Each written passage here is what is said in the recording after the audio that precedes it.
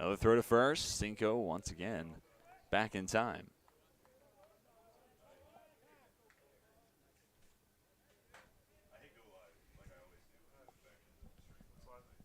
Apologies for our delayed entry.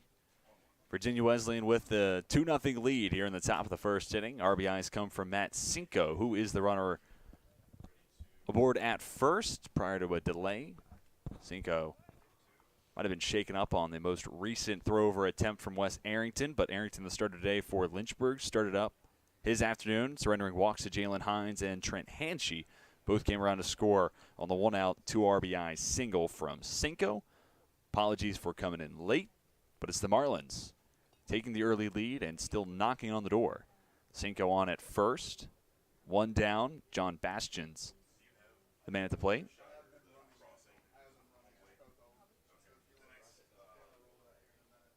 Cinco is back on at first. Arrington's been keeping a close eye on runners throughout this first inning. It was Jalen Hines initially on at first. Now it's Matt Cinco. And a week ago today against Pfeiffer, Wes Arrington had a successful pickoff in the first inning against the Falcons. Sent to short. Collins to Alvenos, 3 to first, not in time.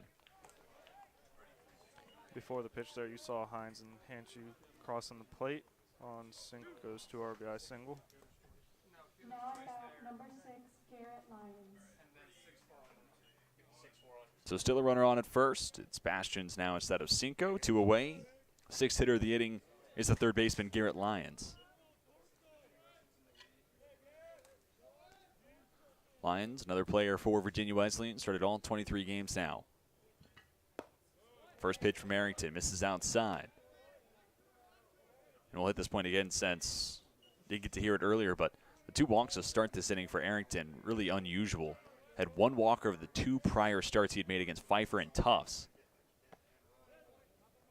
But inconsistent command early on, come back to hurt Arrington and give Virginia Wesleyan the 2-0 lead where we are now.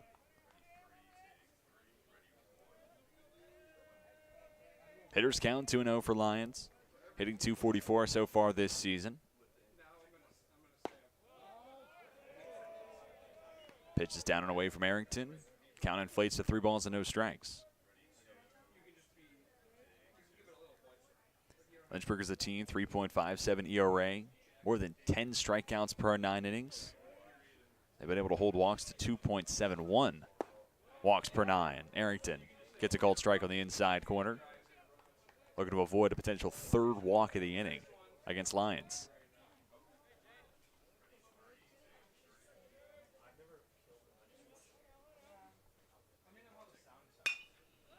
Line the other way. Just tails foul up the right field side. Lyons nearly able to poke one down the right field line for extra bases. Instead, he's back to the right-handed batter's box. 3-2 count with 2 away. Bastions will be in motion.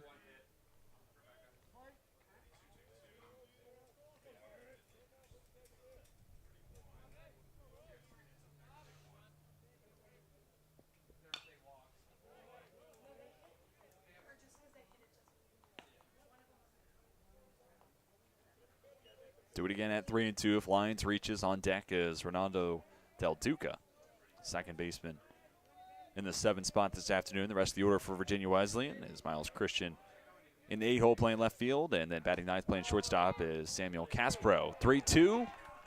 Down looking goes Lyons for out number 3. First punch out of the day for Wes Arrington. A runner left on, but 2 runs pushed across by the Marlins. Virginia Wesleyan strikes first and leads 2-0 as we head to the home half of the first inning. Hi, Mara Willis. How are you? Pretty good.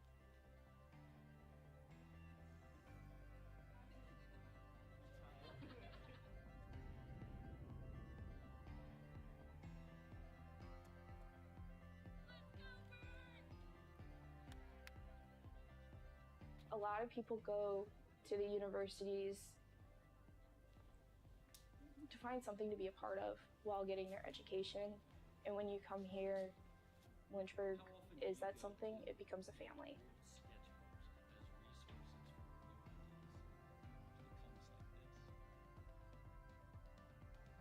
it doesn't matter how long ago you had your professor, they still remember you and they remember all of the hard work that you put in.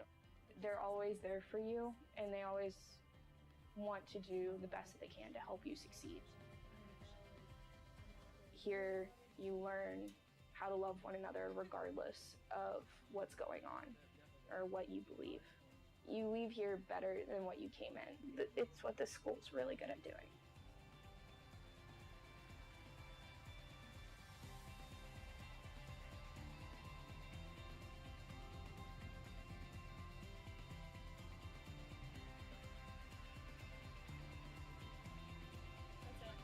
Okay. Pretty good.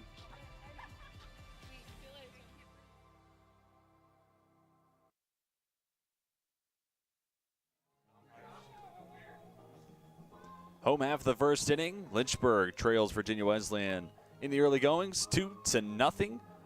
Lynchburg will have Logan Webster lead things off, followed by Josh Dorman, then Garrett Jackson. If any were to reach, the cleanup man and left fielder Avery Neves will step to the plate. And Lynchburg will be working toe-to-toe against Ian Brady. Tall right-handed arm. Picks up his third start of the season, 13th appearance. The ERA at 3.08 through 26 1/3 innings tossed, 24 strikeouts to 8 walks, and opponents hitting .267 against Brady. Brady, typically a bullpen guy, 4 saves on the year for him. Sophomore from Brookville, Maryland.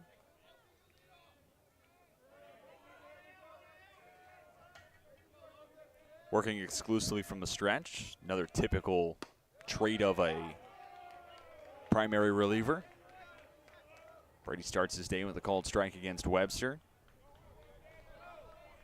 Webster's become a regular in the top part of the Lynchburg order. .250 average. Today marks start number 14. 3 hits and a double in the loss to Ferrum last week.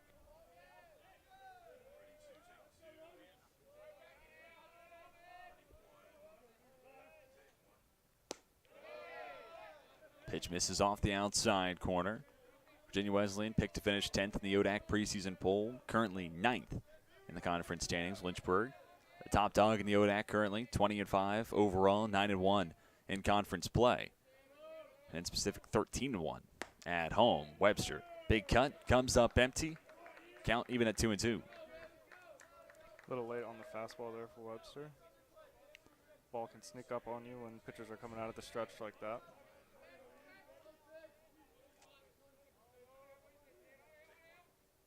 Even count. Pitch misses high and away, and it's a full count now to Webster.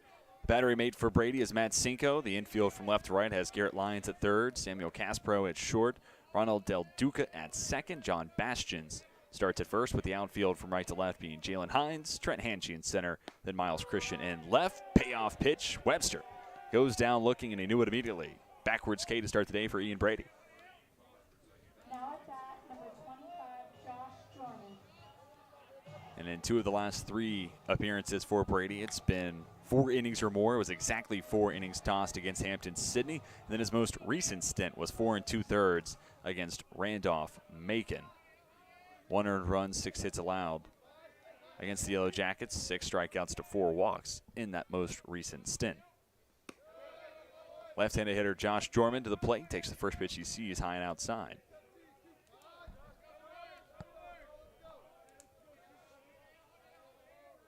Jorman with a .500 average through 24 at-bats. Impressive numbers. He's become a more and more regular starter, corner infield, specifically at first base. Can play a little bit outfield as well. Today marks his 5th start of the season. And you mentioned the .500 average, Sam. Put up those types of numbers, your name will creep up the lineup card, and that's exactly what's happened for Jorman.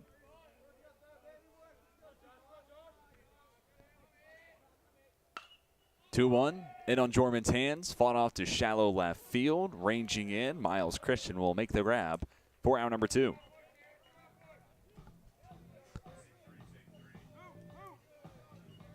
Now at bat, number 21. Lynchburg coming off a split doubleheader over the weekend against Ferrum. And it's interesting, you look at those 2 games, Lynchburg, with just 5 runs combined on Saturday. The Hornets had scored 10 or more in 3 of their prior 4. And if you just want to set the bar at 5 runs in a game, they had done that in all 4 prior games. So Saturday, certainly a bump in the road for the Hornets offense.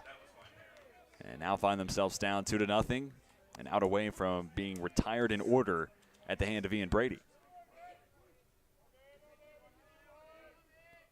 Virginia Wesleyan will play to the pull side of the Hornet third baseman. Pitch on the inside part of the plate. Sent to right center. Catch is made by Jalen Hines for out number 3. Lynchburg goes down 1-2-3 against Ian Brady. First inning, strong results to start the day for the Marlins, leading 2-0 as we step aside and come back at the top of the second from Fox Field.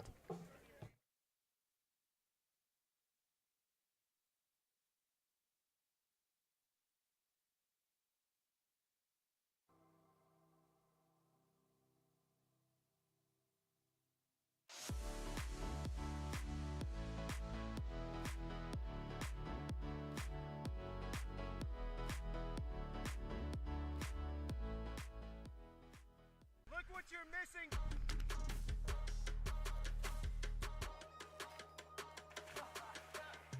It really don't matter to me. I'm just happy to be here. I might go crazy.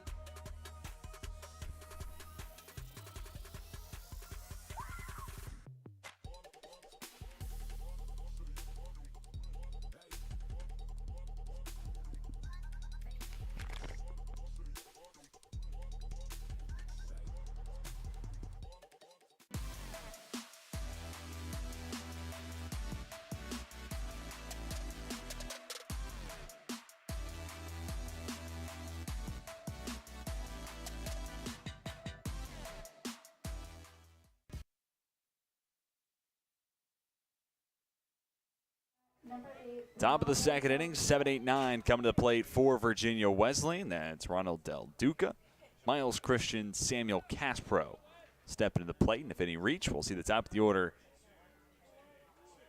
for the Marlins. Wes Arrington tossed 25 towards home plate in the first inning. Surrendered the 2 earned runs that have the Marlins out in front through the first inning. Strong start to inning number 2 with a cold strike to Del Duca. Probably see more balls in play here, as Wesley will likely be attacking the strike zone.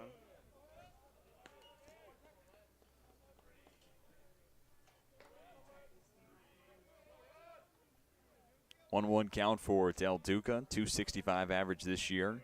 20th game played for the second baseman. Fights this one off his leg. Pitcher's count now 1-2.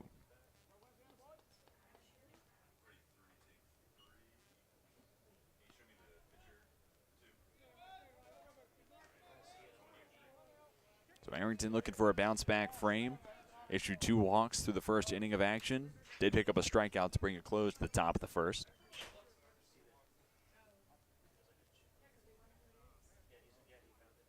And a pause in the action as it appears Del Duca, part of his bat chip away. Not something I imagine saying this Wednesday afternoon, but here we are. Del Duca back into the box. Down to the count of ball and 2 strikes.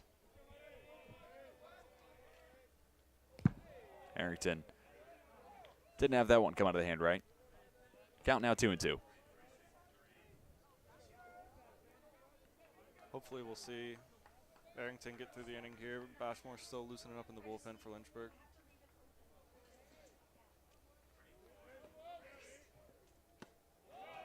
How this next pitch looks might decide that here for Wesley. Trying not to surrender his 3rd walk of the game. Lynchburg is fortunate in the sense of 1 game on Saturday, 1 game Sunday. No more midweek action as Arrington does issue that 3rd free pass. So you are given the freedom to be able to use a Wes Arrington for a little bit today and then a Jack Batchmore later. Typically the guys you'll see in the midweek mix. But because you're not playing a doubleheader, you know Zach Potts on Saturday and then Nick Matfield on Sunday, maybe the other way around, and a pair of games against CNU. So I think to your point, if Arrington gets into trouble here early on in the second, likely to see a pitching change. His time is called, and Holden Fiedler make another trip to the mound.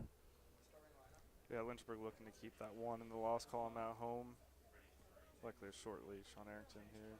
And Arrington was the starter in that lone home loss. Arrington, though, tossed 5 innings. That game against Tufts. That was 6 strikeouts, no walks, only 1 earned run, but 6 runs allowed in total by Arrington. So a tough day defensively for Lynchburg against the Jumbos.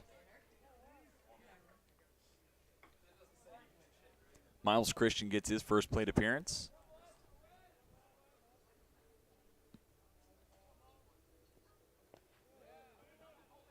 Arrington misses down and outside. Good job from Holden Fiedler, keeping the baseball in front of him. Forces Del Duca to hold it first. Del Duca 1 for 2 in stolen base attempts this year.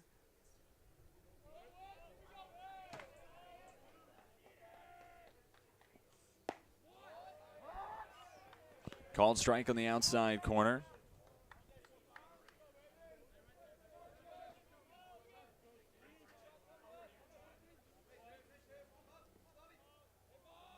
Miles Christian this season, .333 average. Since this one off the end of the bat and towards the Virginia Wesleyan dugout. A little bit of a defensive swing and a 1-1 count there from Christian.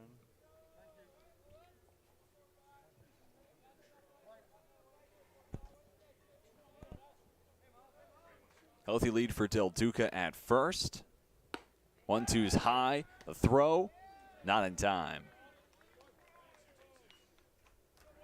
A better throw might get Del Duca there, caught sleeping a little bit after the pitch.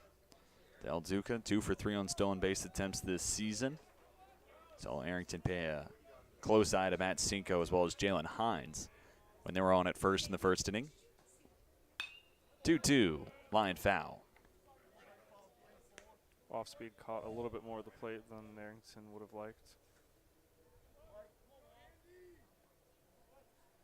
There's the throw up the first base line once again. Arrington picked off a runner in the first inning last week against Pfeiffer. And here it's Fiedler trying to do something similar in the second as the Hornets trail the Marlins 2-0. Close miss for Arrington. 3-2 count now for Miles Christian.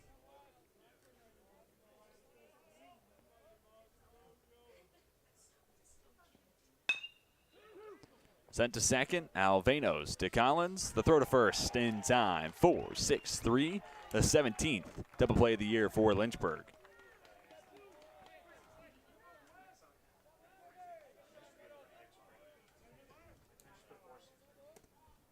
And just like that, the top of the second has a very different complexion.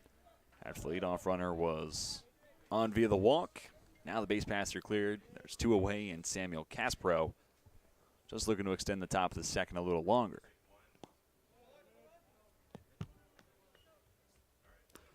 I'm sure Wesley's very thankful to have Gavin Collins and PJ Alvanos up the middle helping him out there. It's cliche to say, but the truth all the same. Double plays are a pitcher's best friend. And because of, like what we just saw, completely different tone and complexion of this inning. Called strike to Caspro. Been in short so far in this contest. Average down below the Mendoza line at 172. Jose Caspro went around. Arrington with a chance for his second strikeout on the afternoon.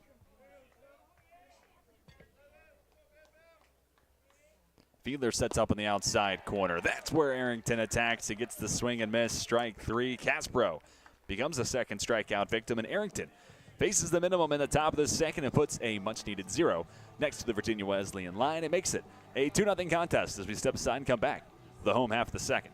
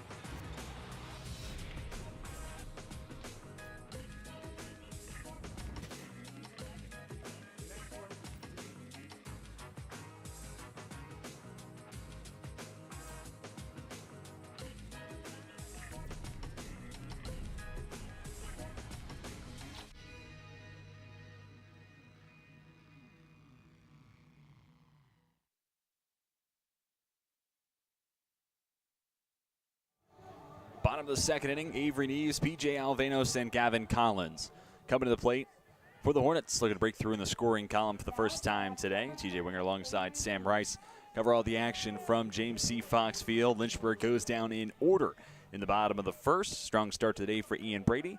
The tall right-handed arm looks to continue that momentum here in inning number 2. First pitch on the inside corner for our called strike one. Neves, you're familiar with this Lynchburg program. Man, that needs no introduction. .425 average this year. 6 home runs, 7 doubles, couple triples, 29 RBIs to lead the way for the Hornets. Neves sends this one to right field. Back is Hines. Catch is made for out number 1.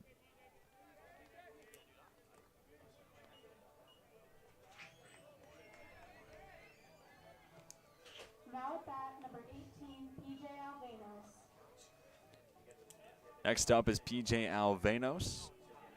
.281 average this year for the second baseman. Nice day here in Lynchburg as the sun starts to peek through a little bit. Alvanos sends this one to right and gets it over the head of Hines. Sam, at the top of the broadcast, you mentioned the humidity. See some good carry on fly balls today, and that felt like a prime example. Line drive, Hines just didn't know where it was going to come in at, and eventually hangs up and gets over his head, rolls the wall, and Alvanos is the first base run of the day for Lynchburg. Yes, that ball just barely beat Hines. Extra base hit has Lynchburg knocking on the door. Get into the scoring column. It's an RBI chance for Gavin Collins. Shortstop, hitting in the 6th spot this afternoon. Holds a .238 average on the season.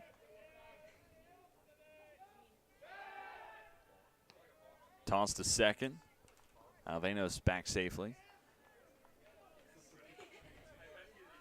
It's a very right-handed heavy order today for Lynchburg. 7 of the 9 bats hit from the right side. The exceptions being Josh Jorman and, of course, P.J. Alvanos, who we just saw pick up the double, which, by the way, was his 5th on the season. Collins finds a hole on the left side.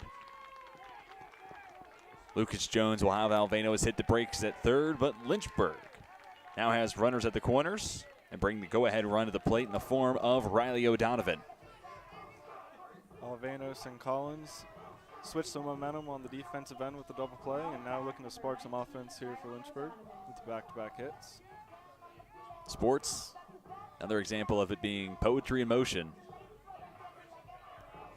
Alvanos, Collins helping turn the tide for Lynchburg. Still lots of baseball left to be played. The Hornets have been stellar at home this year. And coming off a frustrating weekend against Ferrum, this felt like a chance for Lynchburg to get right back to where they were prior to Saturday's split against the Panthers. O'Donovan cues it off the end of the bat. It'll roll foul up the first base line.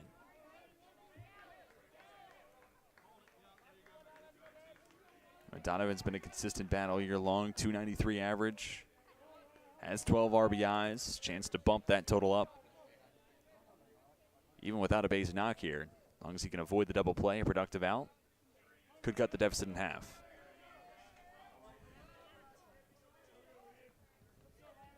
Last game here at home, O'Donovan brought in 4 runs with a grand slam.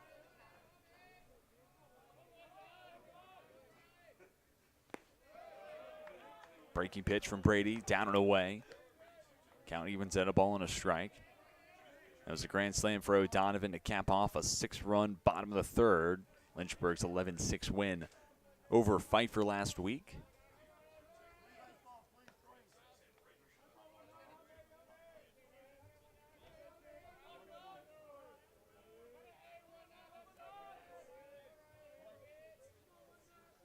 Collins does have good speed. Off from first. 3 for 3 on stolen base attempts this season. See if Lynchburg wants to take away the double play opportunity. Throw over. Collins back safely.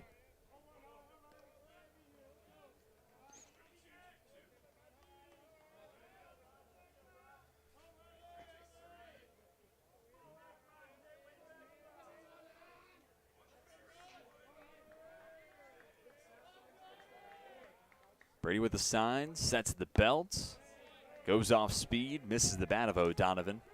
Pitchers count now 1-2.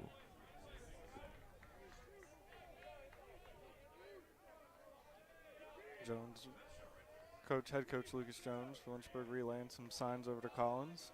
Sizable lead. See if he'll be in motion here. And a pitcher's count like this, you can expect off speed, maybe another slider. Collins not running. It is another slider. Poke foul around home plate.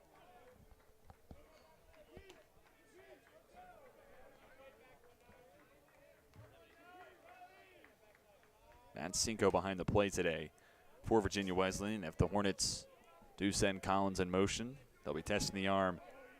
Third-team All-Conference member.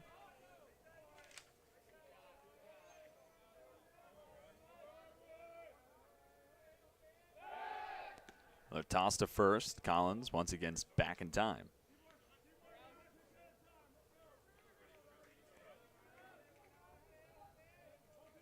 So far this season, Cinco has thrown out 6 of the 13 who have tried to run against.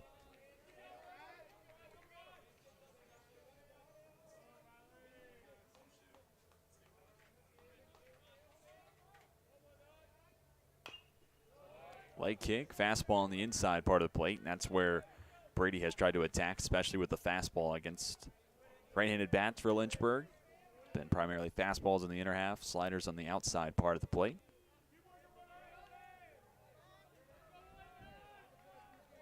And here Brady looking for a big second out.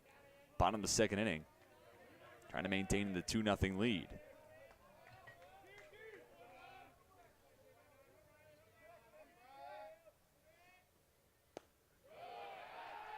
Good eye from O'Donovan. Throw to first. Not in time.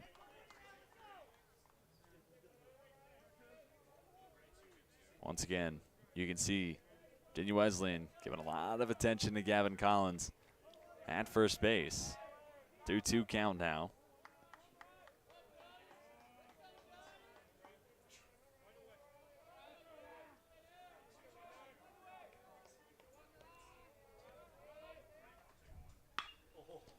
Fastball on the inside corner, rocked foul by O'Donovan.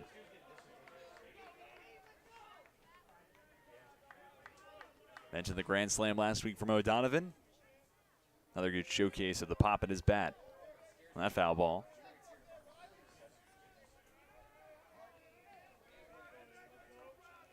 O'Donovan's been ahead on the off speeds here in this at bat. See if he can sit back. Likely will come back with off speed in the other half here. Looks like a change up, down.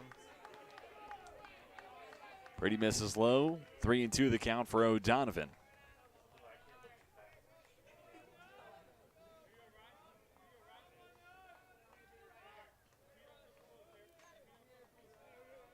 After O'Donovan, Holden Fiedler in the on-deck circle, barring a double play for Lynchburg.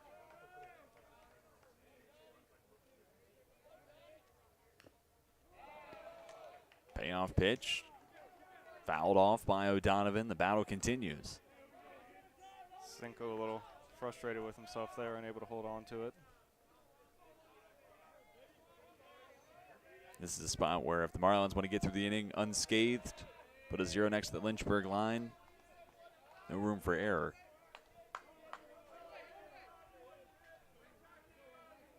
Cinco can't hold on, so we'll do it again at 3-2. Letter high, sent high to left field. Christian charges in, tagging Alvanos. The throw to the plate. In time. Fly out to left field.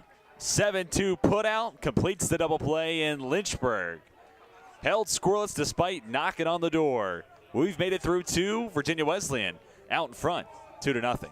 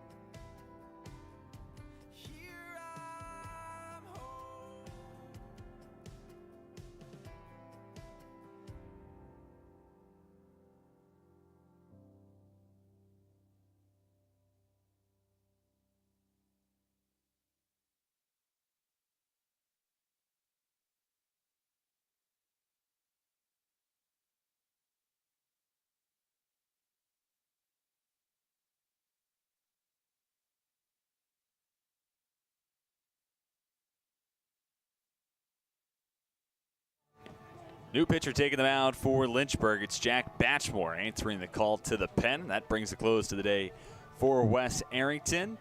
Final line for the starting right-handed arm. 2 innings tossed, 1 hit allowed, 2 earned runs given up by Arrington, with 3 walks on the day with 2 strikeouts for Arrington. And now Jack Batchmeyer becomes the first reliever we've seen this afternoon. Stands at 6'1", junior from Alexandria, Virginia. And today marks appearance number 12 for Batchmore. Holds a 1-1 record and a 1.91 ERA. Batchmore will start his day against the top of the lineup for Virginia Wesleyan. A pair of left-handed bats in Jalen Hines, Trent Hanchey. Then Connor Hall, the DH, hit third this inning.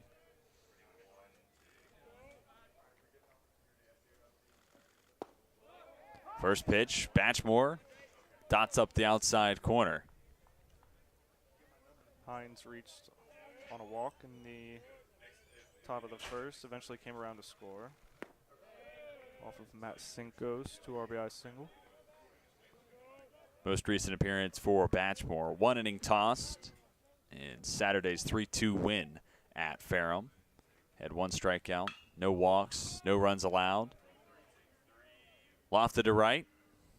Webster there to make the grab for out number 1.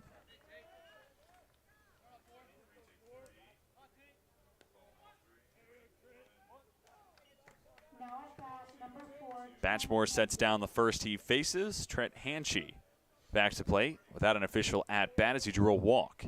His first time up and came around to score the latter of the 2 runs across in the first inning. Sent back to the padding. Hanchey trails in the count 0-1.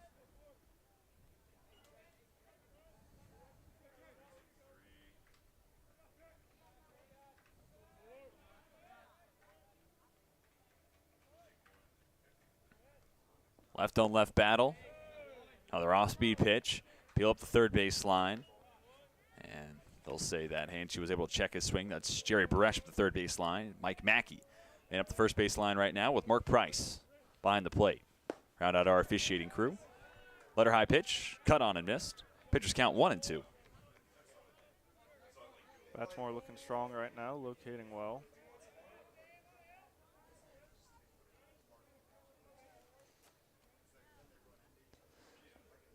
One-two, curveball, skied into the infield.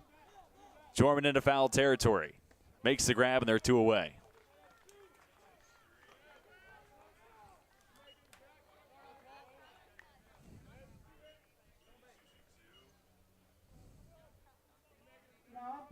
Connor Hall 0 for 1 with the ground out to third. Back in the first inning. First man to be retired by then Lynchburg arm, Wes Arrington. Second time up, gets a different look against Batchmore. First pitch misses high.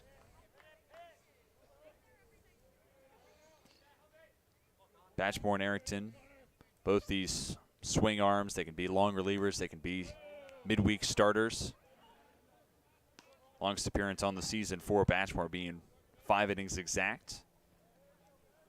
That game against Randolph-Macon back on March 22nd.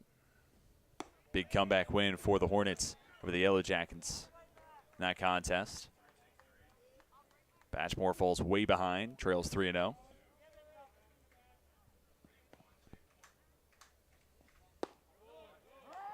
Fastball at the knees, puts the count at 3-1.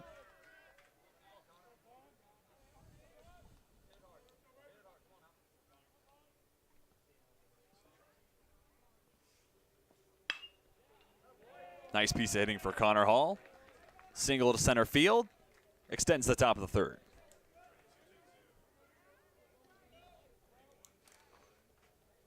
Two-strike count. Hall didn't try to do too much. Picks up a single. Matt Cinco had the 2 RBI single to give us the only runs we've seen so far today.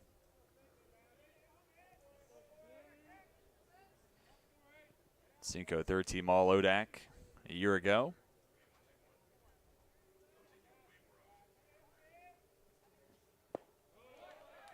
Right-handed hitter swings through the first pitch breaking ball.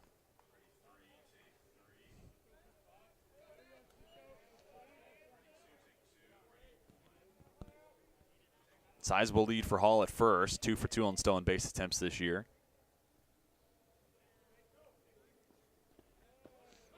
Pitches down in the dirt. Runner takes off. Fiedler to Alvenos at second. And Alvenos in total disbelief. That Hall is called safe. Connor Hall with the swim move there. Looked like he might have snuck in. You see on your screen right there. You make the call, but that's really close. I think he might have snuck in there. The big lead from Hall forced Batchmore into the slide step, which might have messed up his release, throwing the ball in the dirt. Fiedler doing a good job getting the ball out there a second, but really nice slide from Hall. Well, Sam, you know I love base runners who can read dirt ball. That's exactly what you saw from Hall. Allows him to get a good jump to second. Now you're looking at a spot here with Cinco. 2-out base knock. He single-handedly could give Virginia Wesleyan. There are 3 runs of offense and a little bit of insurance. You know Lynchburg's going to make a run eventually. Going to need runs throughout the entire contest for the Marlins to leave Lynchburg with a win. Skied to center. Over is Atkins. Cinco down for out number 3. Hall stranded in scoring position, and Virginia Wesleyan threatens but can't convert. 2-0 your score as we step aside and come back at the bottom of the 3rd inning.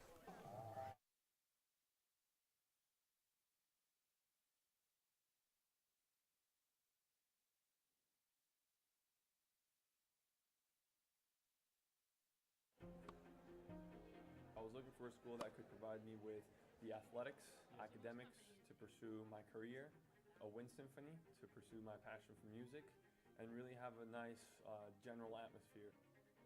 The professors here are really unique, their background and their passion for teaching. It's really a place where you can explore. Lynchburg gives you the opportunity to fail, but also get back up in that period of time and learn from your mistakes. I can make these mistakes within the school environment, but also with the support of other friends, and be ready for the real world when you graduate.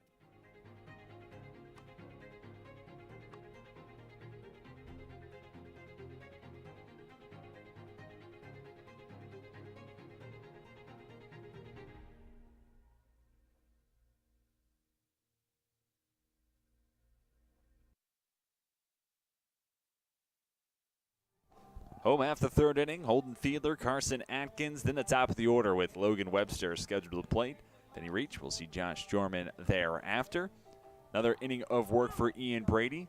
Had a 1-2-3 first. Gave up a pair of hits in the second. A double to Alvenos, followed by a single by Collins. But thanks to an inning-ending fly out to left field, followed by a 7-2 putout, Christian making the throw to Cinco at the plate to neutralize Alvenos, trying to tag up and score on that play. Held Lynchburg scoreless, and the Hornets looking to change that here in the bottom of the 3rd. So 8-9-1, but this is a bottom part of the Lynchburg order that is much different than your normal 8-9 spots in an order. Holden Fiedler swings it well. Carson Atkins on deck. They're what a 9-hole hitter who at one point this season was up and over a 300 average. Now down to about 272, but still no mark to scoff at. Fiedler, meanwhile, 298 average. That sets up a nice spot for Lynchburg. Potentially have the 8-9 guys generate some momentum, get on base, and then lineup card turns over for Webster, Jorman, Jackson with runners on ahead of them.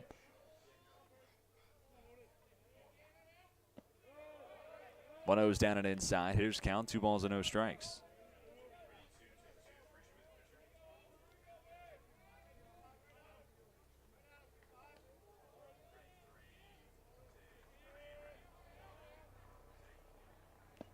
Hitters count. Fiedler takes a mighty cut. Nicks it into the glove of Cinco to make the count 2 balls and a strike.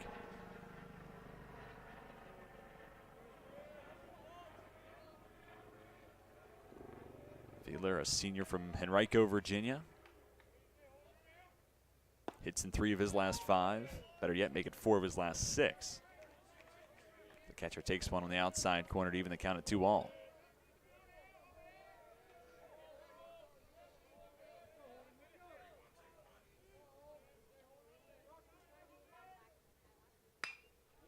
Pitch on the outer half. Fiedler pokes it down the line, and we'll have extra bases. Sliding in safely to second, Holden Fiedler has his first hit of the day, 4th double of the season. Now back-to-back innings, Lynchburg has the extra base hit and starts knocking on the door to get into the scoring column. As you see right there, a little bit of a defensive swing from Fiedler, pokes that ball out to right, sneaks into the corner, and gets himself a double out of it. On a 2-strike count, you got to be defensive, and Fiedler couldn't have asked for a better example of taking the pitch where it's delivered. The double for his efforts sets up an RBI chance for Carson Atkins. Glance to second for Brady. As noted, Atkins hitting .272 this season, along with 12 RBIs, 9 extra base hits as well. Fastball powered past the bat of Atkins. Start the count at 0-1.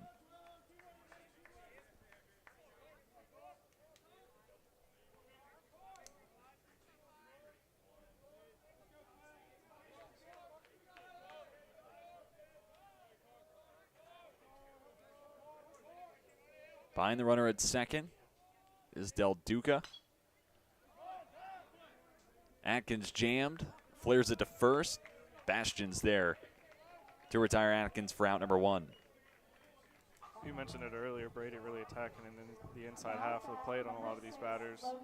I've noticed a lot of the Lynchburg batters crowd the plate, and some of them you saw P.J. Avenos able to get their hands inside, hit the balls deep in the gaps. But you saw there, Carson gets beat on a fastball in. Well, it's interesting to see when you stand on the plate and that first time seeing a pitcher, you're trying to diagnose what their game plan and how they want to attack you.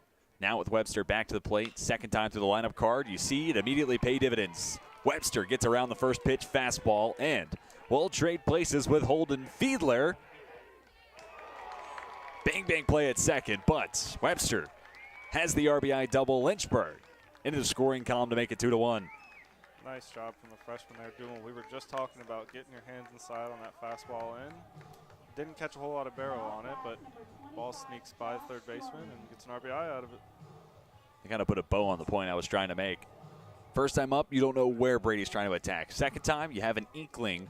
Okay, might see some fastballs in the inside part of the plate. Webster takes advantage, jumps all over it. Stands at second with Fiedler touching the plate. And Lynchburg, go ahead run to the dish in the form of Josh Dorman.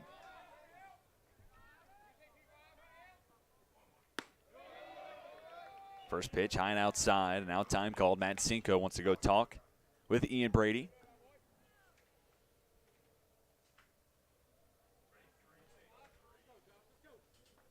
Today marks the 77th all-time meeting between these two squads. Advantage for Virginia Wesleyan.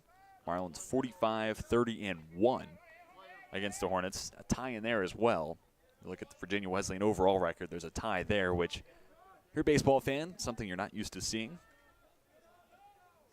But that point aside, Virginia Wesleyan even has a winning record here at Fox Field, 22-13 when playing in Lynchburg.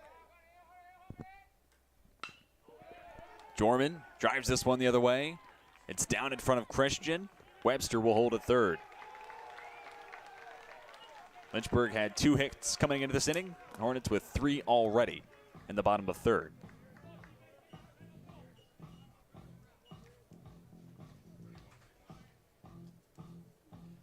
With runners in the corners, it's Garrett Jackson back to the plate. Third baseman, 0 for 1 with a fly out to right. Chance for Jackson to tie the game here with 1 out.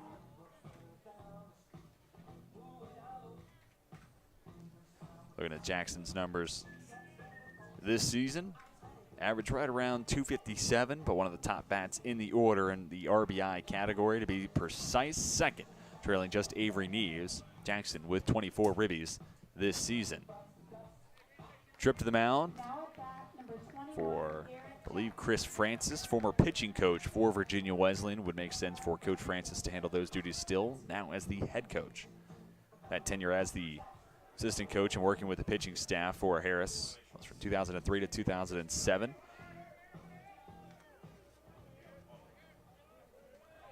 Had back-to-back 30-plus win seasons as a pitching coach. And after being assistant with Virginia Wesleyan, went on to be head coach at Division II ranked College of St. Rose in Albany, New York. That bears some roots to where he played in the college level at Ithaca College, class of 1997.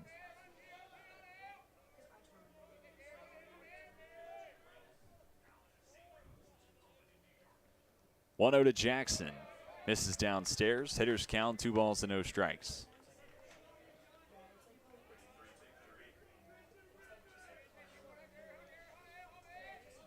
As you mentioned, TJ, Jackson only second to Neves and RBIs, who's on deck here. So Jackson doesn't come through here for the Hornets. Assuming there's not a double play, you'll see Neves with an opportunity. Dangerous part of the order to face, and Brady does himself no favors, falling behind 2-0. Get some help here. Sliced, line drive, foul up the first base side. So far, the bottom of the third has played out as double for Holden Fiedler, pop out to first for Carson Atkins, followed by an RBI double from Logan Webster. He's now at third. That comes courtesy of the single from Josh Jorman, who's aboard at first. 2-1, finds the outside corner to even the count at 2-0.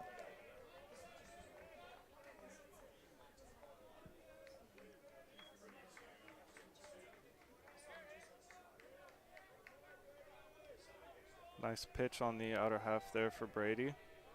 Maybe looking to change his approach a little bit. Sophomore has the signs and comes set. 2-2, elevated above the chest, and Jackson lays off. Longest appearance of this season for Brady was 4 2/3 against Randolph-Macon. Pitch count has inflated quite a bit over the past couple of innings of work. Brady now 36 pitches thrown this afternoon. Depending on how much trouble he gets into here in the third, might be getting closer and closer to the end of the line for Ian Brady. Throw to first, Jorman back safely. Not too threatening of a lead from Jorman. But you have to be conscious of the runner on at first, especially, as you noted, Sam. Neves on deck. Take away the double play here, barring something really wacky. You're guaranteeing Jackson and Neves a chance to come through and give the Hornets the lead. Brady misses inside, and the bases are now loaded for the ever-dangerous Avery Neves. First walk issued today by Brady, but it continues a trend of now 4. The first 5 to come to the plate in the bottom of the third for Lynchburg have reached successfully.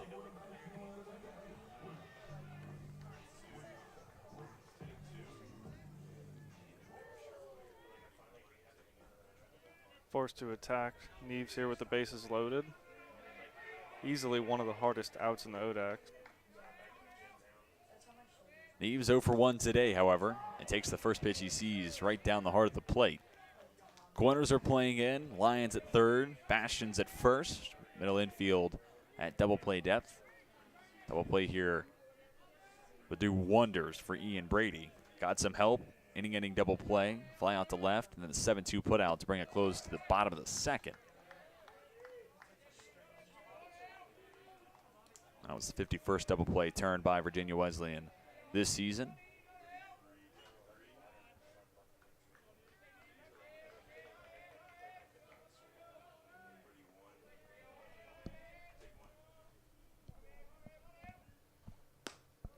Slider. This is high, broke off the outside corner. 2 balls and a strike now to Neves. Brady's still living on that outer half. Does not want to fall 3-1 here to Neves.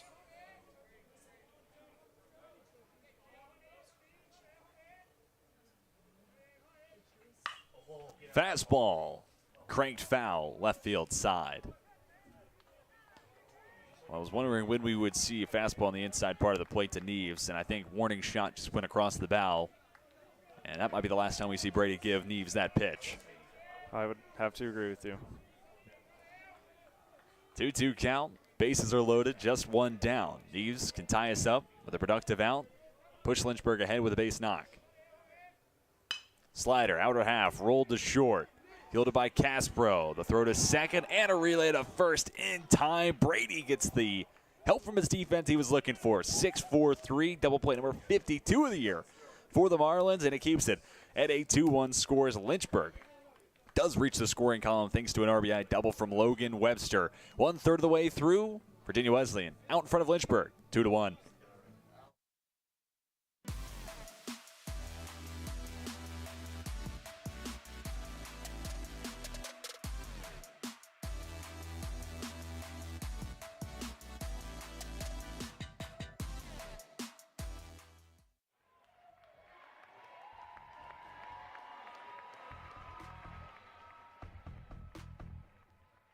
If I'm walking around over on the crowd side, I always hear someone yelling, "Hey Nat, take our picture. Hey Nat, get this," or something, or "Hey Nat, you got that shot?" Like, so I'm always like trying to photograph the crowds and my friends calling my name.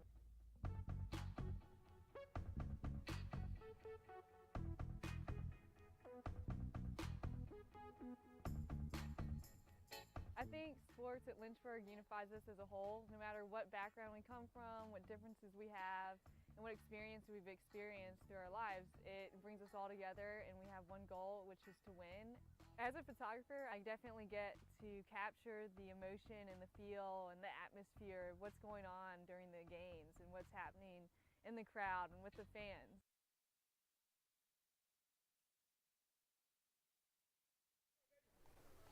John Bastions to lead things off for Virginia Wesleyan, followed by Garrett Lyons and Ronaldo Del Duca. As Virginia Wesleyan looks to get the run back, they surrender to the bottom of the third thanks to a double from Logan Webster. Second inning of work for Jack Batchmore starts with a pitch missing downstairs.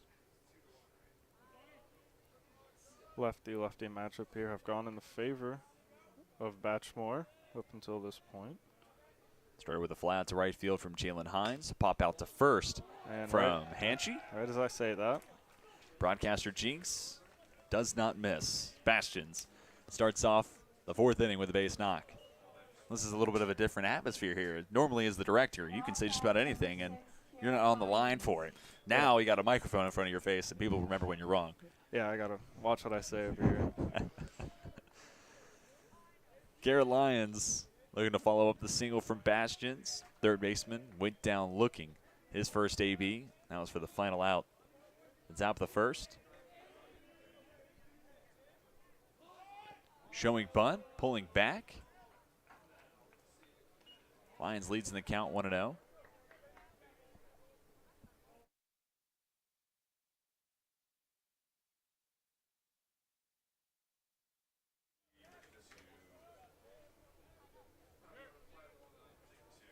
Healthy lead for Bastions off from first. Obviously hard to run against the lefties like Batchmore. Even donning the number 48. Who does Batchmore remind me of right now, Sam? Got to double check, make sure this. Let me see what you're searching over here. Got to make sure he was wearing the same number. I believe he was. Batchmore misses low and away. 2-0 count. Close, not the same number, but in the neighborhood. Who's Batchmore remind me of? Well, I think I saw Andy Pettit on the screen over here, you so did, I'm going to go with that. I gave my card away. I showed my hand. Darn it, but yes, very Andy Pettit-like. Another throw over. Bastions back safely, and Andy Pettit, former Yankee great. Had to sneak him into the broadcast here. Notorious for being one of the best pitchers at holding runners on.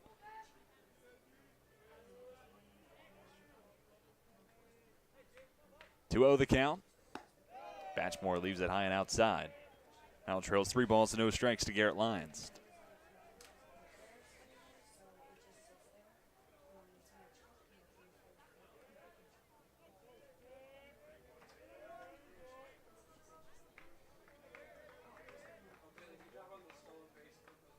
(3-0) misses in the same spot.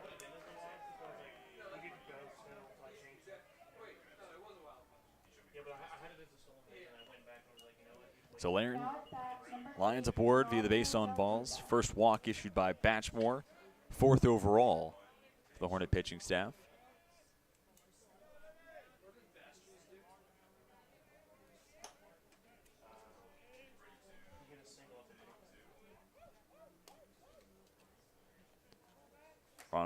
Ronaldo Del Duca. That officially be easy. Drew a walk. His first plate appearance. Shows bunt, lays it perfectly up the third base line. Jackson with no play to be made.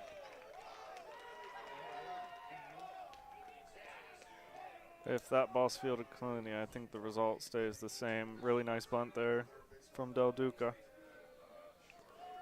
It is called an infield single. All 3 to come to the plate for the Marlins have reached successfully. Bastian started off with the single to center. He's at third. Lyons drew a walk a moment ago. Now in scoring position at second with Del Duca behind him after laying down the bunt single.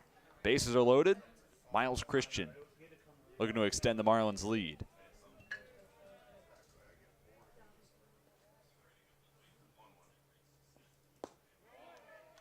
Batchmore gets ahead 0-1 with a fastball up and in. First real danger Batchmore's faced today, with no outs here. Christian looking to avenge his first time up. Went down with a 4-6-3 double play. Called strike for Batchmore. Pitcher's count 0-2. Strikeout would be huge for Batchmore. He'd take the double play and surrender the run, I'm sure, as well. Here the Hornets. Corners playing even with the bags. Middle infield at double play depth. 0-2. Just misses. Ball and 2 strikes to Christian. Samuel Caspro is on deck. That was the 8-9 part of the order that sparked prime scoring chances for Lynchburg in the bottom of the 3rd. 1-2, driven the other way. 1 run will score. The throw to the plate comes from Webster, and it holds. Lions at third. Runners advance 90 feet. Christian has the RBI single, makes it 3-1 Virginia Wesleyan. Now at bat, number 7, Samuel Caspro. Miles Christian has swung it well this season, average north of 300 before today's game. Christian now with his 10th RBI, and I would say successfully does avenge the double play he hit into his first time up. Caspro swinging at the first pitch, lines it the other way and foul.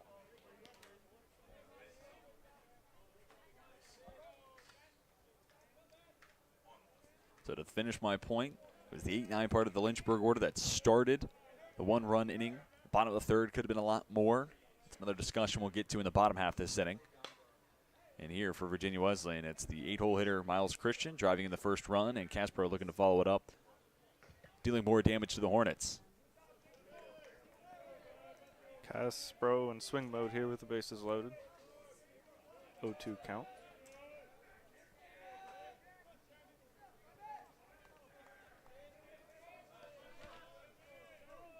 It does look like another arm is up and throwing for Lynchburg as Batchmeyer misses off the outside corner. Appears Adam Doffelmeyer starting to stretch.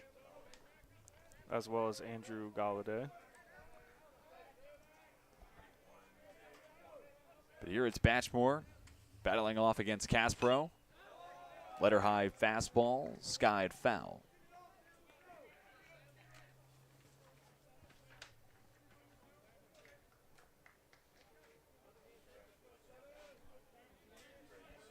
Caspro 0 for 1, struck out his first AB. Trails on the count 1-2. Corners in here for Lynchburg. Breaking ball sent to Jackson at third. Throw comes home. Fiedler gets the back foot on the base. 5-2 fielder's choice. Will take Lions off the base paths. Del Duca up to third. Christian behind him at second. And Caspro is on at first, but grounds into the first out to inning number 4. Third baseman Garrett Jackson in the perfect spot for that one. The throw was slightly better. I think there might have been a chance to complete the double play. 5-2-3 up the first base line. But for Lynchburg, get that first out. Now you're a double play away. Hold the damage at a single run for the Marlins. First pitch swinging. Jalen Hines skies it up the left field line in foul territory. Collins will make the grab, trying to tag and score from third. Del Duca tossed out off a missile from Gavin Collins. Tag applied by Fiedler. Your everyday pop out in foul territory to the shortstop. 6-2 put out at the plate. One run across for Virginia Wesleyan was an RBI single for Miles Christian. It pushed the game to a 3-1 score. Marlins leading the Hornets.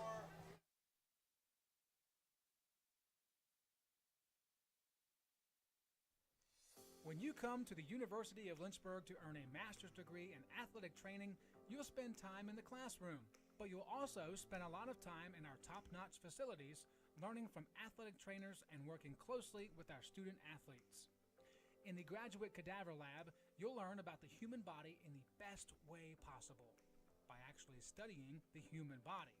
This will provide a foundation to make you a much better athletic trainer.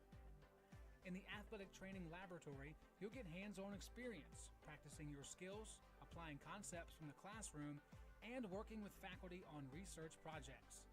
It's also where our hydrotherapy facilities are. This space is also used by students for studying and practicing skills outside of class time.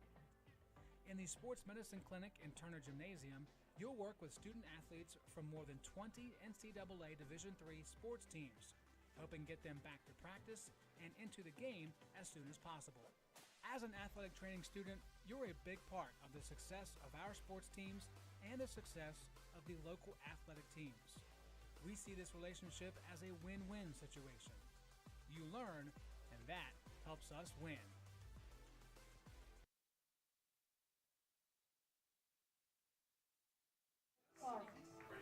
Call to the bullpen for Virginia Wesleyan, and it's Albert Clark, senior from Millsboro, Delaware, answering the call. Did not appear in any contest in 2019 nor 2020. And today marks his 8th appearance on the season. Longest stint was 4 innings at Methodist. All told, the righties tossed 11 innings this season. Picked up 9 strikeouts to 7 walks. Season ERA at 7.36.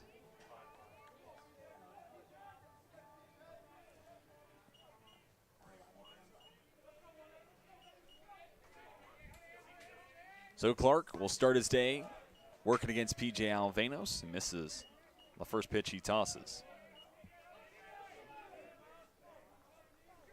Alvanos with a double down the right field line, his first at bat. More loud contact, but sent directly to Del Duca. Second baseman catches the liner for out number 1. Final line for the starter, Ian Brady. Has 4 saves on the season, but today asked to go 3 innings, gave up 5 hits, surrendered 1 earned run, had 1 walk and 1 strikeout.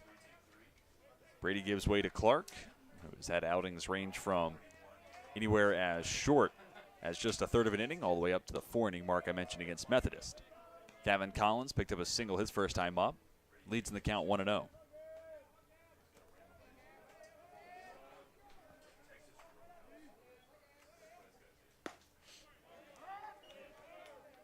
Now 1-1 count. Lynchburg shortstop. Reigning freshman of the year for the ODAC. The offensive numbers are starting to grow and regress positively. 238 coming in today, and Collins sneaks it past Lyons at third, and just like that, the shortstop now 2 for 2.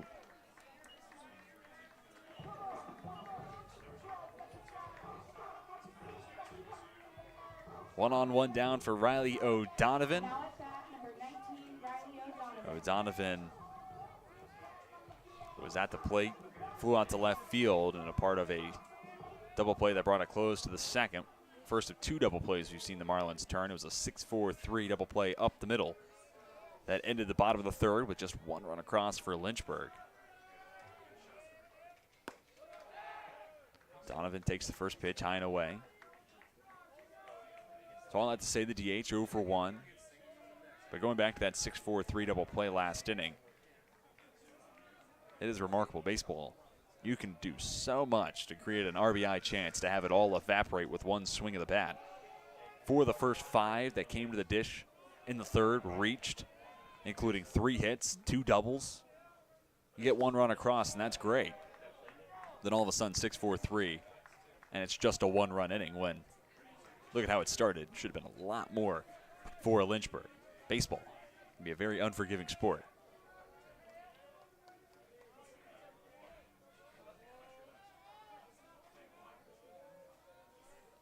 Hitters count at 2-0 for O'Donovan. Another throw over to first. Collins back safely. Collins captured the attention of Ian Brady quite a bit when he was on at first in the second inning.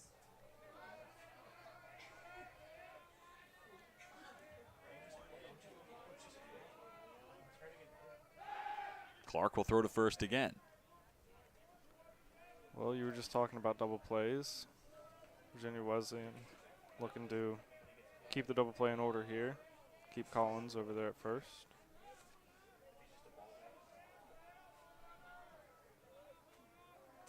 Two-0 pitch to O'Donovan. Misses outside. Count grows to 3 balls and no strikes. See if O'Donovan has the green light.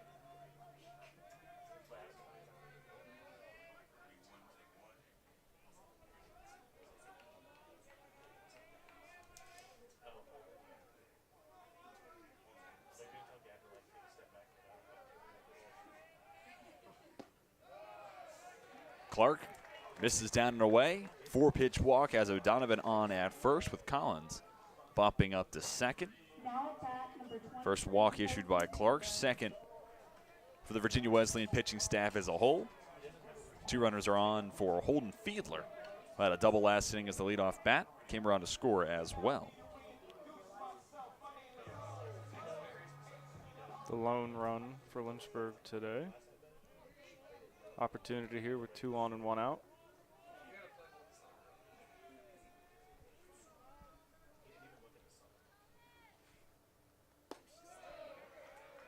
Breaking pitch from Clark, up and inside.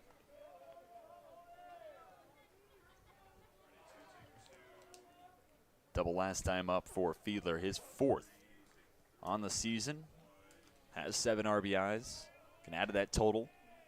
Collins on at second with good speed. Letter high fastball, cut on and missed to even the count at 1-1. I think Fiedler's eyes got a little big on that one. Big cut from him on the fastball up.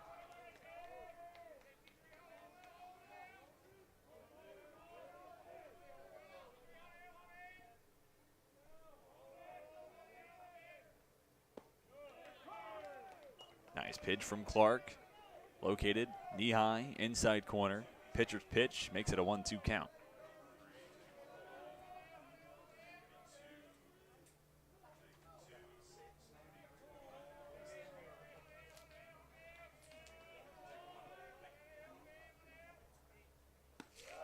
Clark's had opponents hit just 200 against, and it speaks to the stuff that the righty has. You've seen just about every pitch in the arsenal on display this afternoon. And a 2-2 count, 2 runners on. This is one of those spots where Clark's looking to dial up something special for Fiedler. Grounder, picked up by Lyons. The throw to first is in time for out number 2. Collins moves up to third, and O'Donovan now stands at second.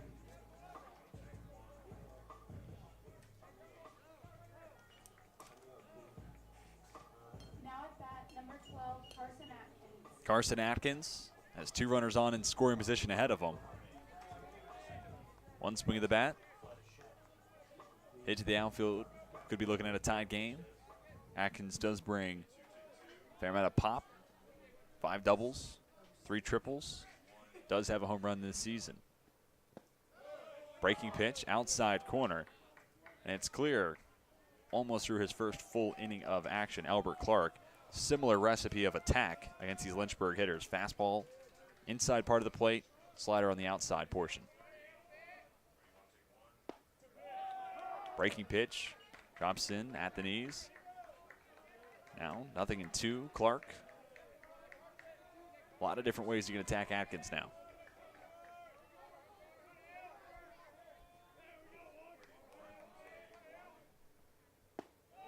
Breaking ball. Close miss, but a miss nonetheless to make it 1-2.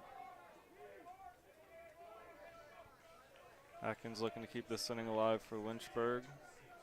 Logan Webster on top of the order on deck.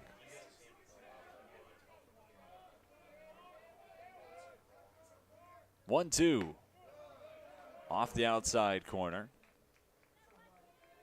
And Matt Cinco will head out to the mound. I think the conversation stems from Clark made it pretty clear he thought that 0-2 slider should have been a called strike 3, and it's tough as a pitcher. You think you're done for an inning, you dial out even just for a split second, thinking that you're done for a frame. Then you have to refocus, get back in line. That could be a little challenging, so a miss. That wasn't quite as close. Cinco, I think, has the right mindset. Trying to refocus Clark. Put up a 0 in the 4th. 2-2. Hit hard out to left field. Back goes Christian. Kiss it goodbye. Second home run of the season. Carson Atkins gives the Hornets their first lead on the afternoon at 4-3. Might be safe to say that Clark might have checked out there just for a second and found himself sacrificing the lead they had, 3-1 lead. Atkins getting the pitch he wanted and catching all of it. RBI total for Atkins up to 15 on the season after the 3-run blast to left field. And Sam, I think you're exactly right. As a pitcher, it can be tough. As soon as you think the inning's done, it takes so much mental focus to dial in pitch over pitch that once you're done, ease off the accelerator, so to speak, just a little bit, and it can make a world of difference. Atkins, as you know, got a pitch he liked and did not let it go to waste. Webster get the pitch on in his hands, fights it to shallow center. Back is Del Duca to make the grab for out number 3, but 3 runs put on the board by Lynchburg with one swing of the bat coming from Carson Atkins. The 3-run shot has the Hornets out front for the first time today at 4-3.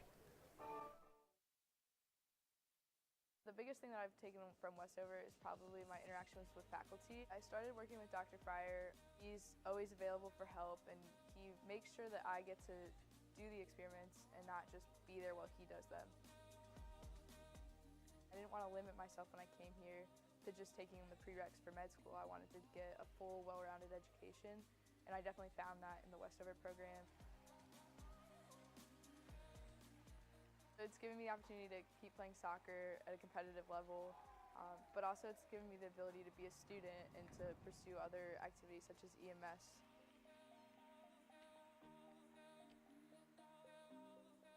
100% do Westover because it's not something they're going to regret, and it's going to be a lot of work, but so is everything else. It's just going to help build their education that they've already had and make them a better person for it.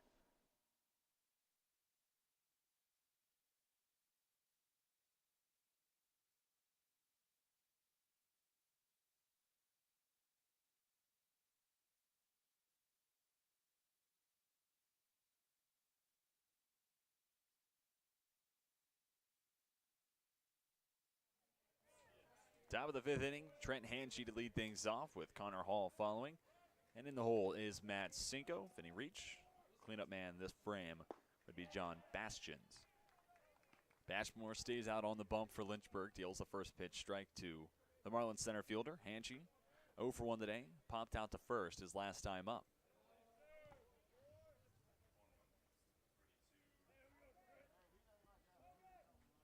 Bashmore made it through 2 innings so far. In the 4th, surrendered 3 hits. Just 1 earned run, though, thanks to pop out to short 6-2 double play that ended the top half of the 4th inning. A stellar play coming from Gavin Collins. One to make it into foul territory and catch the pop-up, but delivered a strike to Fiedler at the plate, who applied the tag for out number 3. Sitting on the breaking ball, Hanchey makes some loud contact, sends it to right center, but Atkins is there to make the grab for out number 1.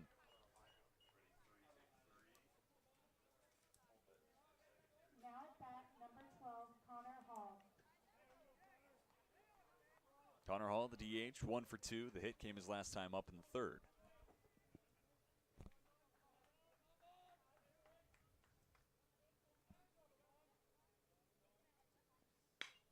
First pitch swinging, sent to Collins at short. The backhand, throw to first, scooped up by Jorman.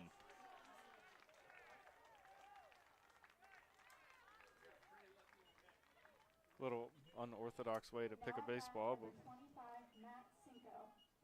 ends in the favor of Lynchburg there. As Colin makes a nice play to his backhand. Nice team defense. And Lynchburg knock on the door of a 1-2-3 inning. Big cut from Cinco. Came up empty. 0-1 count to start. Wes Arrington, the Lynchburg starter, faced the minimum in the second, but inning started with a leadoff walk to Ronaldo Del Duca. Then a 4-6-3 double play and a strikeout. Had Arrington face the minimum in that inning. Bashmore with a chance to get the true 1-2-3 here in the top of the 5th.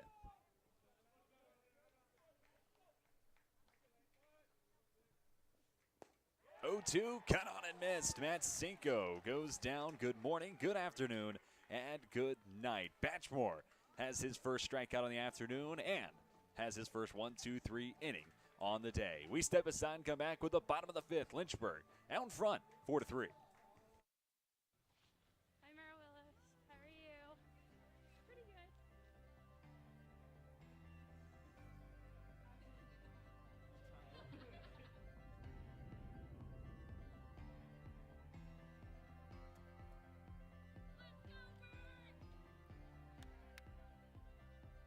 A lot of people go to the universities to find something to be a part of while getting their education. And when you come here, Lynchburg is that something. It becomes a family.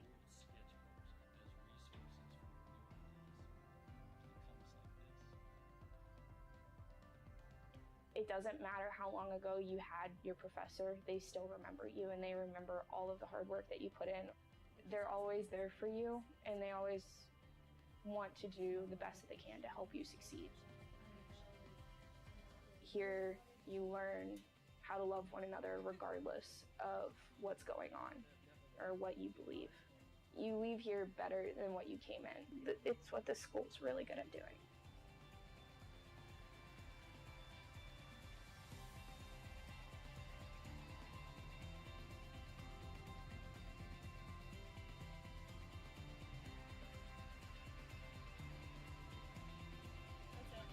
Okay. You're good.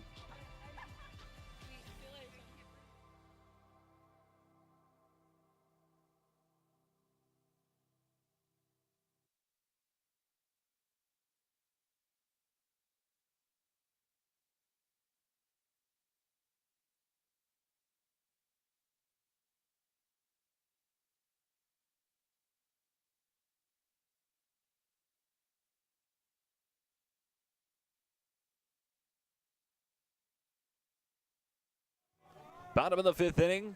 Number 5 team in the country, Lynchburg, has pushed runs across in back-to-back innings. A single run in the 3rd, 3 runs come around in the 4th, thanks to a 3-run shot from Carson Atkins. In Lynchburg playing with a lead for the first time today, starting in the 5th. The 1-2-3 top half of the frame, tossed by Batchmore. Now brings Josh Jorman, Garrett Jackson, and Avery Neves to the plate for the Hornets. They'll go toe-to-toe with a new arm for Virginia Wesleyan. Right-hander working exclusively from the stretch is Blake Cuddington. Cuddington, a freshman from Haymarket, Virginia. Been a regular out of the pen so far this season. This marks his 13th appearance on the year. 6.46 ERA through 23 and 2/3 innings tossed. 7 strikeouts to 11 walks. 2-0, line foul.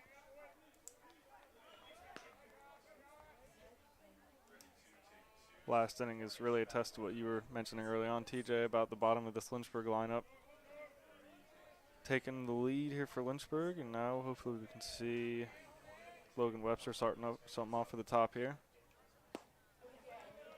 Jordan swings through the fastball.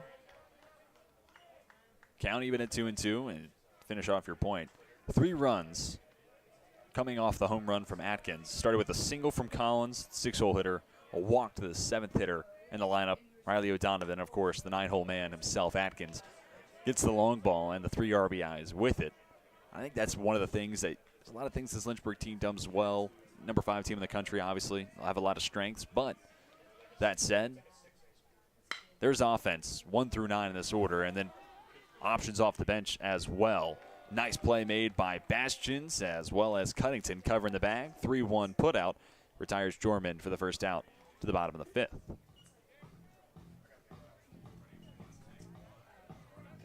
Now at bat, number 21, Garrett Jackson. Third baseman Garrett Jackson returns to the plate 0 for 1, drew a walk, his most recent plate appearance.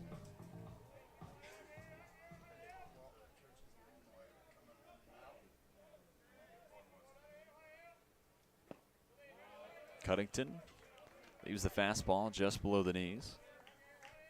Appearances this season for Cuttington have been no shorter than a single inning and have stretched out as long as 5 1/3 at North Carolina Wesleyan. Jackson, solid contact, has the base knocked to center. Big hole up the middle there. Shortstop was shaded over towards third base, and Jackson found it. This is going to be baseball player talk here. That hit is so much more satisfying versus when there's an L screen in front of it. The L screen, you're like, oh, man, that was defeating. That's a grounder to short. It is but in game action, it looks pretty good. Yeah, I think Jackson will take that every at bat. 1-on-1 down for Avery Neves. 0 for 2 with a fly out to right. Then a 6-4-3 double play. And that double play came 1 pitch after Neves sent a moonshot that I'm not sure has landed yet. Foul along the left field line. Breaking ball on the outside corner, and that was pretty much the exact pitch that Neves rolled over in that inning-ending double play. And I think he's going to start seeing that pitch not only throughout the rest of this contest, but I think Avery Neves might be able to count the number of fastballs he'll see the rest of the season. Maybe 2 hands. Another slider. Chopped foul. Pitcher's counted 0-2. Cuttington might have gotten away with one there as that off speed hung up a little bit longer than he probably would have liked. The advantage of pitcher coming in his first inning. Not everybody's dialed in the life and the movement that his breaking pitch has compared to Clark and Brady before him. Slider down and outside. Cinco can't find it, and Jackson moves into scoring position off the wild pitch. Jackson got a really good jump. Nice job reading that ball in the dirt. Something we've already mentioned today.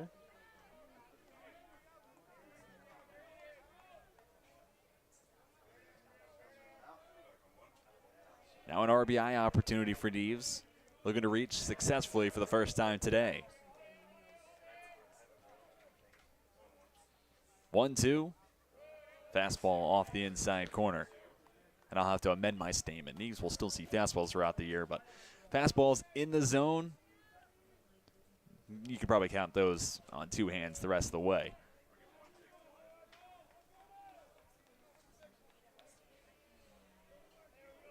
Cuttington set at the chest. Delivers the 2-2, breaking ball. Just off the inside corner and a little high, says our home plate umpire, Mark Price.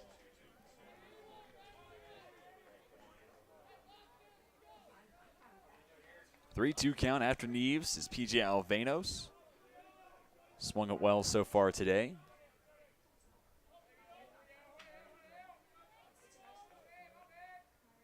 Payoff pitch. Slider hit hard. Past the shortstop Caspro and into left center. Rounding third, Garrett Jackson. Touches home, and Lynchburg doubles their advantage thanks to the RBI single from Avery Neves. Hornets lead the Marlins 5-3. We've seen Neves bat a lot this year. We don't even know how to approach them. 3-2 count there, that's tough. But putting them on base would have been a little bit more effective for Virginia Wesleyan there than finding the zone. 28 walks on the year for Neves. Lynchburg now played a run in 3 consecutive innings, and you even look at that pitch. 3-2, slider, outer half. Neves is out in front of it, got around it. Not necessarily pretty, but Neves is also maybe stronger than the two of us combined, so he can kind of get away with things like that.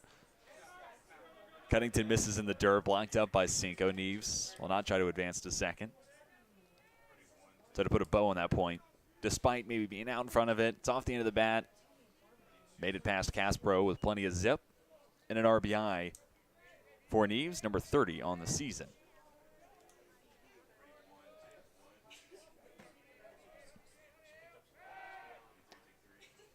Toss to first, Neves back safely. Alvenos, 1 for 2, had a double and the second. And was retired his last time up, line out the second. But line drive was a loud first out to the 4th inning. So Alvenos has seen it well today. He takes this pitch down below the knees to move the count to 2-0.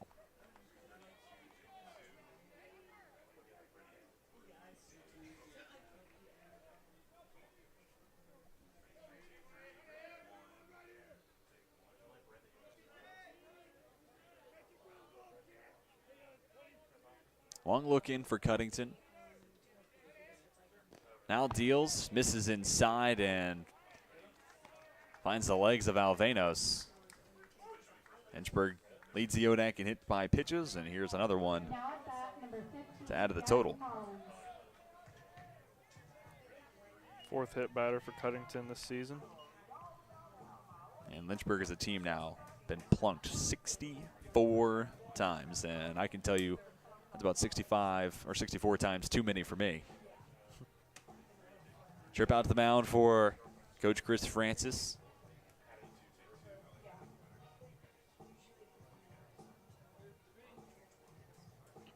Former pitching coach for the Marlins. Also a former assistant at Division II Mansfield University in Pennsylvania.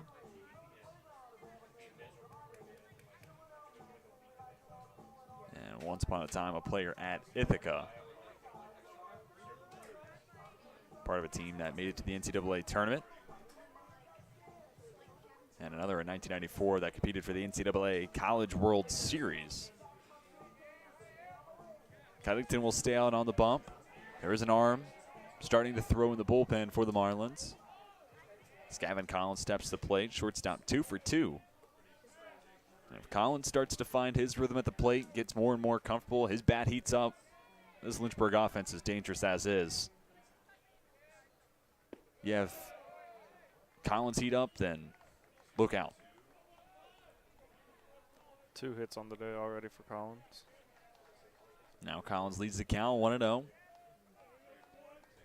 It's Neves at second, Alvenos on at first. Infield shifted over the pull side for Collins. Fastball off the inside corner.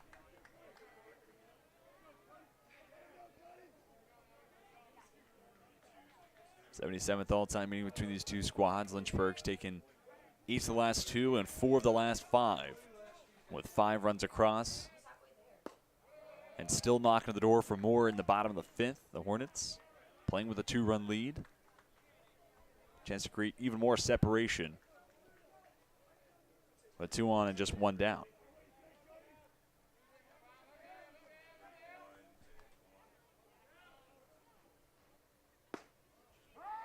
Cuttington delivers a strike.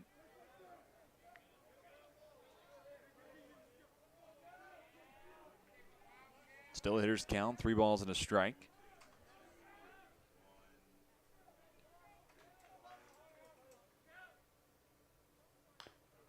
Fastball sent to the padding behind home plate. Nice bounce back for Cuttington after falling behind 3-0. Get the called strike, now foul ball, and you're a pitch away from potential strikeout. Or, better yet, if you're a Marlins fan, ground ball here is your best friend.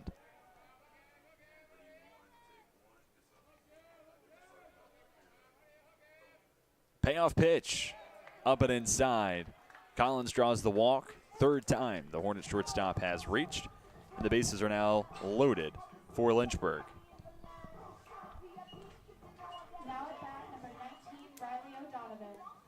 Fourth consecutive player to come to the plate for Lynchburg and reach. Thereafter, singles from Jackson Neves, hit by pitch for Alvenos, then the walk to Collins. All this leads to Cuddington having his day come to a close. Signal to the pen, Virginia Wesleyan got to make a change on the mound. We'll step aside and come back and tell you about the new arm for the Marlins when we come back.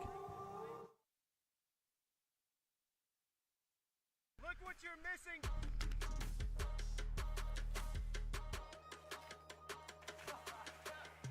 It really don't matter to me. I'm just happy to be here. I might go crazy.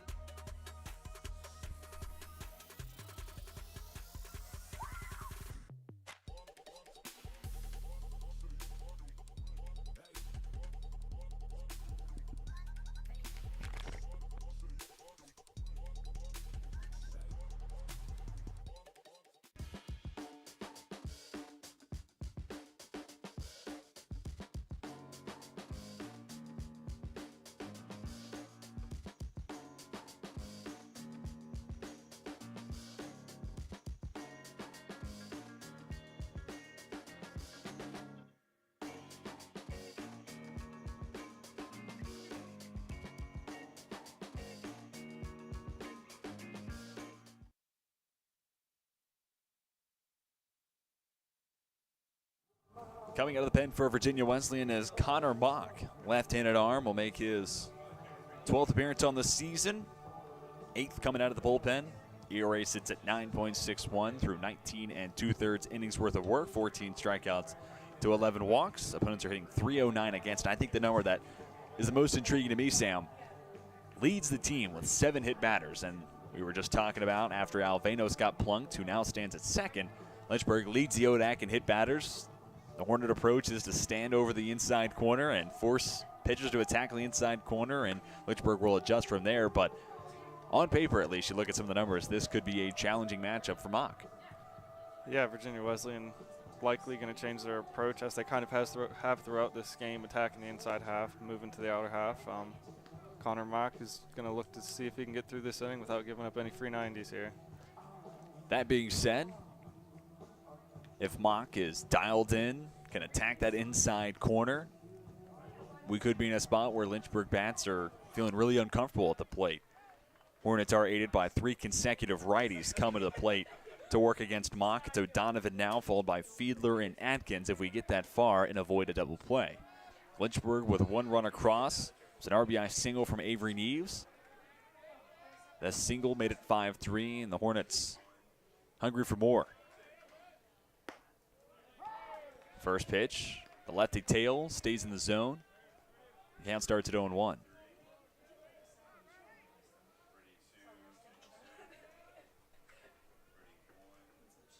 Infield and outfield alike for Virginia Wesleyan. Playing to the pull side of O'Donovan. Sends this fastball through to center field. Neves will score with ease. Alvenos rounds third and is upstanding, touching home plate as well. 2 RBI base knock for Riley O'Donovan. Makes it a 3-run, bottom of the 5th, and pushes the Hornets out in front, 7-3. The bottom of this Lynchburg order strikes again. Connor Mock stayed on the inside half like they have been, and O'Donovan does a nice job getting his hands inside and brings 2 runners across for Lynchburg. Well, especially on these left on right spots, it can be really tough to attack that inside corner. You're aided by the lefty tail in the sense you can venture that much further inside and hope it breaks back inside. But I think on that last pitch, started on the inside corner, then moved to the middle of the plate. And O'Donovan will take the 2 RBIs and the single. He's on at first with Collins ahead of him at second. Holden Fiedler looking to keep the hit party rolling. 5 consecutive players for Lynchburg have come to the plate and reached successfully. Singles from Jackson and Neves. Alvenos hit by a pitch. Collins walks. And you just saw the 2 RBI base knock for Riley O'Donovan. Back-to-back 3-run innings for the Lynchburg Hornets. Mock leaves this pitch down in the dirt. Hitters count 2-0.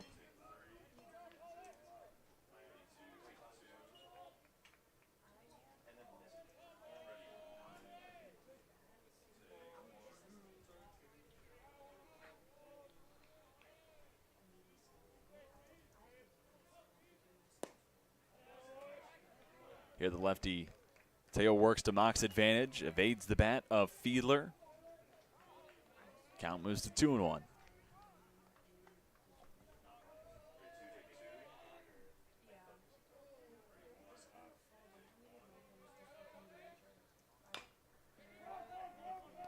Rolled to first. In and out of the glove of Bastions, who's able to recover. Tap first base bag. 3 unassisted, retires Fiedler. Collins and O'Donovan each move up 90 feet. Now both stand in scoring position. Carson Atkins had a 3-run home run last inning. Chance to add on to that RBI total. It's up to 15 on the season. A 2-way this inning, a hit to the outfield. Almost certainly scores 2 more.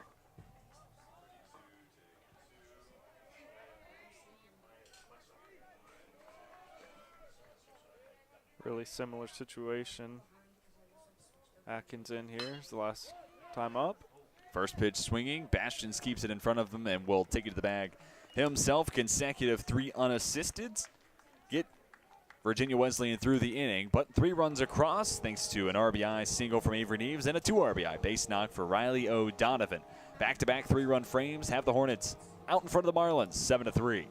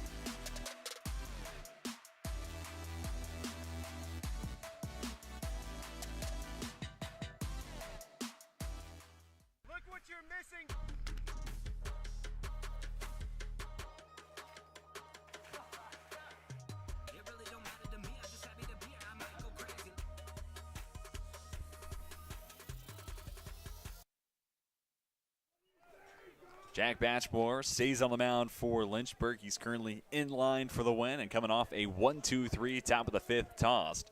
Now we'll go toe-to-toe with 5, 6, 7 in the Marlins order. John Bastions to lead things off. Made a couple of consecutive plays defensively to end the home half of the 5th. Now leads things off in the 6th. First baseman 1 for 2 today. The hit coming his last time up. Perfect pitch from Batchmore, located on the outside corner to even the count at 1-1. And back in the 4th inning when Batchmore was pitching through a bit of a jam. A couple arms were up and thrown for the Hornets. The bullpen activity has since come to a close. Batchmore gets the call down in the zone there. 1-2 pitch. Breaking ball off the outside corner. And that 1-2-3 top of the 5th toss by Batchmore included a flyout, ground out, strikeout. Getting it done in all varieties. Another strikeout for Batchmore. Bastions couldn't catch up to it. And it's the second punch out of the day for Jack Batchmore. Number 6, Garrett Lyons. And it marks 5 in a row set down by the lefty, who now goes toe-to-toe with Garrett Lyons.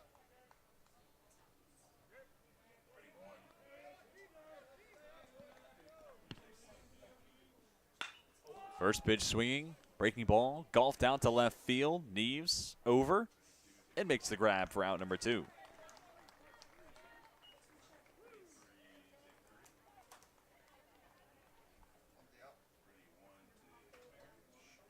And Jack Batchmore out away for making a consecutive 1-2-3 innings.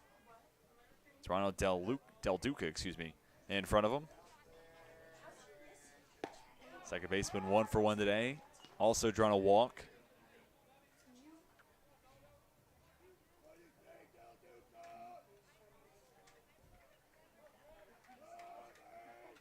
Del Duca, senior, hailing from Pittsburgh, Pennsylvania, swings through the pitch on the outside corner.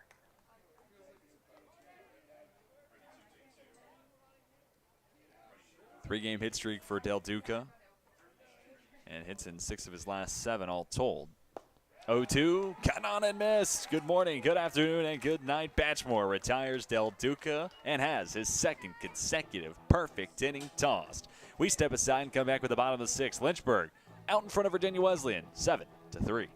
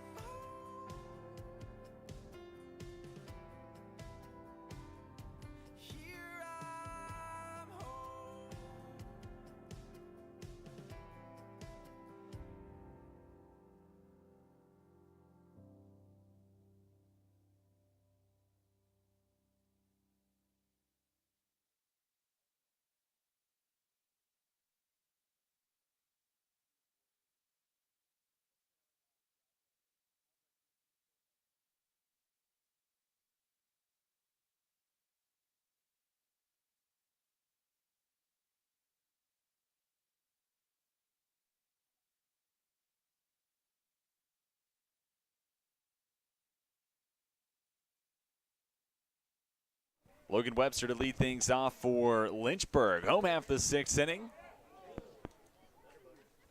First pitch of the frame finds its way to our home plate umpire, Mark Price, who will take some time. As it's a 1-0 count to Logan Webster. Right fielder, 1 for 3 today, including an RBI double in the 3rd.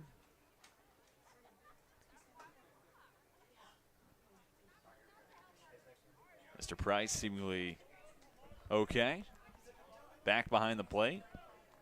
And it's Connor Mox still out on the mound for Virginia Wesleyan. Surrendered a 2 RBI single to Riley O'Donovan. Followed it up with a pair of ground balls up the first base line to hold the damage at 3 across in the bottom of the 5th. Mock into the windup. 1-1. Waved at a miss to make it 1-2.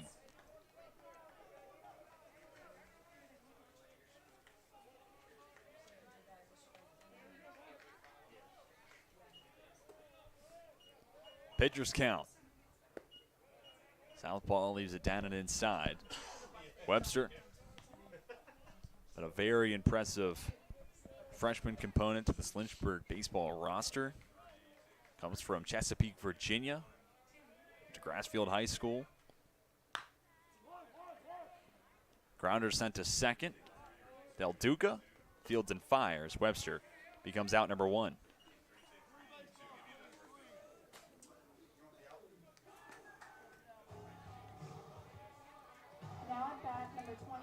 With 1 away, Jorman returns to the plate, 1 for 3 today.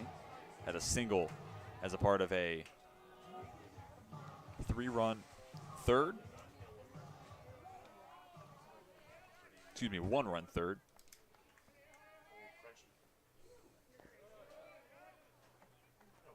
First pitch curveball from Mock, down in the dirt.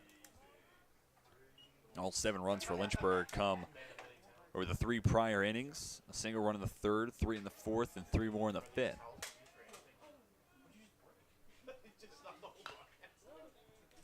Jorman chops this one into the Marlins dugout. You want to talk about making an impact, winning the lineup card. How about an 8-game hit streak, and with the hit today, 9-game hit streak for Jorman. And if Jorman comes through with another base knock, it would mark his 3rd multi-hit showing of the last 4 games played. He went 3 for 3 in a win against Pfeiffer last week. 1 for 5 in Game 1 at Ferrum on Saturday, then followed it up with 3 for 4 showing in Game 2.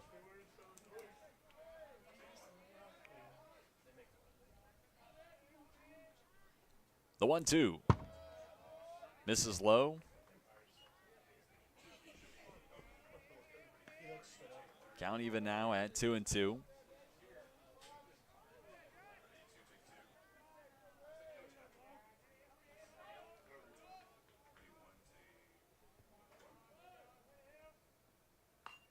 Two comes up inside, and Jorman with a defensive swing if I've ever seen one.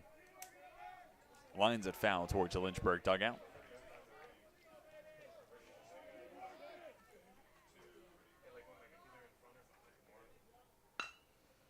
Do it again at 2-2. Fastball sent back up the middle, and it found the soft spot of the Marlins defense and makes its way into center. Jorman now third multi-hit game of the last 4 played. Now at bat, number 21, Garrett Jackson.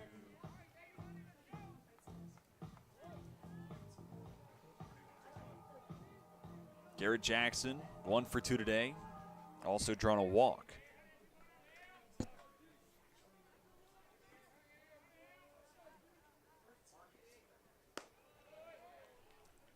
First pitch, high and outside. Jackson with the plate appearance for the 2nd time in as many innings. 4th time. Game all told.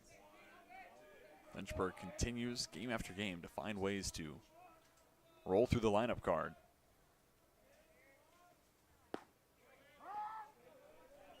Mock attacks the inside corner, gets a called strike. Lefty is the 4th arm to be used today, including the starter Ian Brady. Made it through 3 innings, and Albert Clark pitched a full inning, and it was Blake Cunnington retiring just 1 before turning it over to Mock. Got the final 2 outs last inning, and now looking to get through his first full inning of action.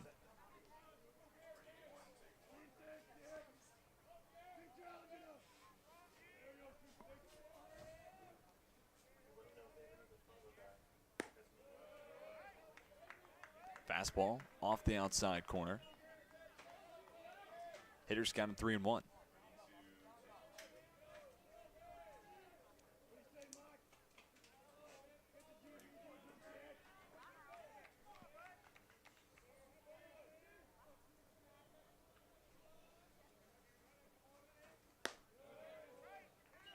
And Mock misses in the same spot with the same pitch. 5-pitch walk as Jackson on at first. It moves Jorman in a scoring position at second. First walk issued by Mock.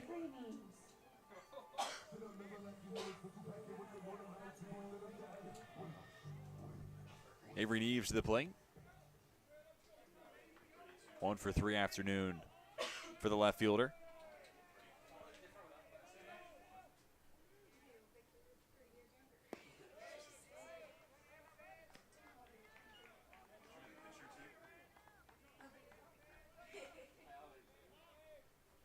Last inning got started. Lynchburg scoring an RBI single from Avery Neves. A couple bats later, the other 2 runs came thanks to a 2 RBI single from Riley O'Donovan. Neves now with 30 RBIs on the season, leading the way for the Hornets.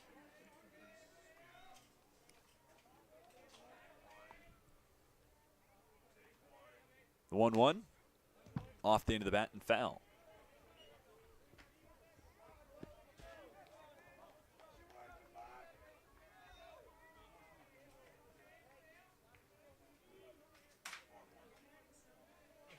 Jackson not being held on at first. Mock comes to the belt. Leaves this one well off the outside edge. Count even at 2-2.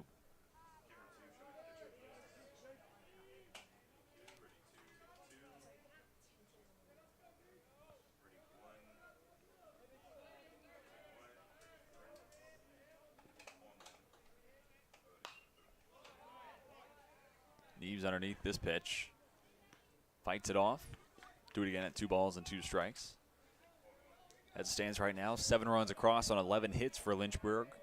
It's good to see the offense get back to form after a tough Saturday against Ferrum. 5 runs combined between those 2 games. In the 4 games preceding the doubleheader at Ferrum, Lynchburg had scored at least 5 or more in each of the prior 4, and had scored 10 or more in 3 of the 4 games prior to Saturday.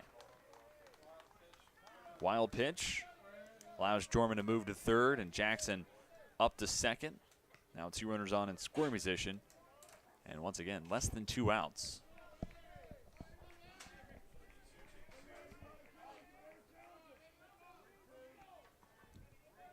And it's a full count to Neves.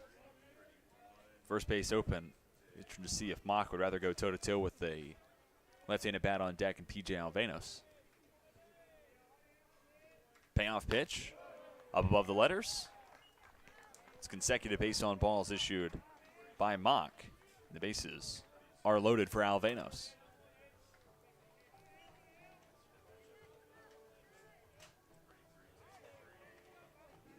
Now at bat, number 18, P.J. Alvenos. So while Mock has nowhere to put Alvenos, we'll have to go right at him. With Neves on at first.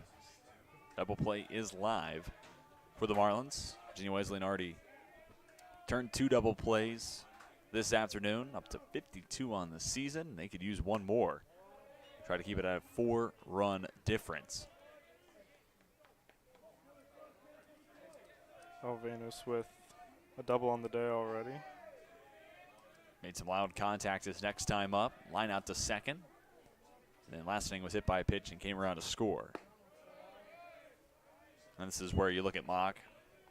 Most hit batters this year of any arm for the Marlins. Left on left.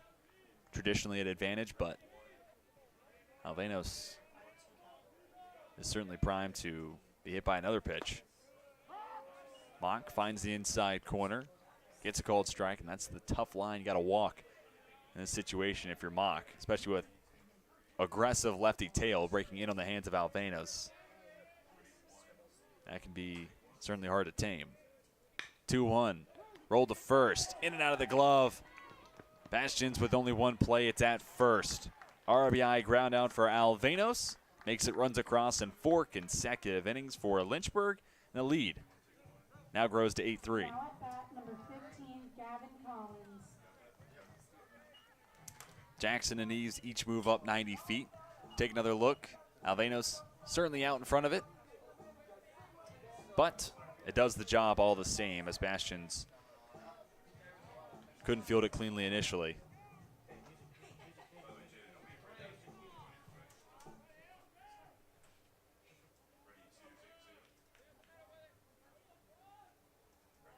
Two down, 2 on in scoring position for Gavin Collins, who has reached all 3 times this afternoon. A pair of singles. He's also drawn a walk. Collins watches the first pitch on the outside corner for a strike.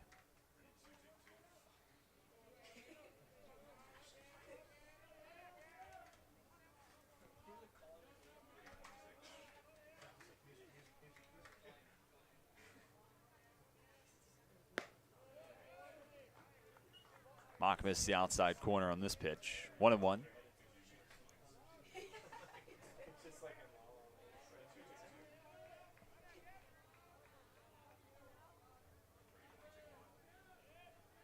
Deep in the hole, as short as Gaspro.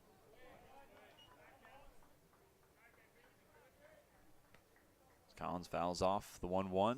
Now has 2 strikes against him. Sun's starting to set over Fox Field. Shadows cascading left to right.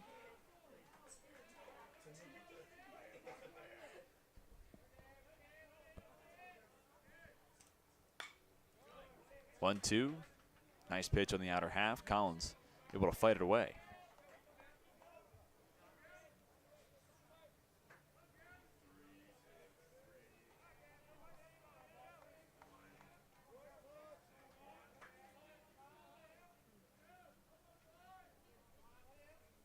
Another 1-2. Mock misses high. Lynchburg 13-1 when playing at home this year. Such an impressive stat. Lone loss came against a Tufts team that was playing their 6th consecutive game and overall 10th game in 11 days. And the Jumbos came into Lynchburg red hot. And while it can be hard to be able to suit up and play day in and day out when you're hot, sometimes that plays to your advantage. And it felt like that's what happened in that 13-5 loss for Lynchburg against the Jumbos. Other than that, Lynchburg really has been stellar when playing at home. They've won games in different ways. They've had offensive slugfest wins like a 15-4 W in the first of 3 games against York. They've had comeback wins like the one against Randolph-Macon, 8-7.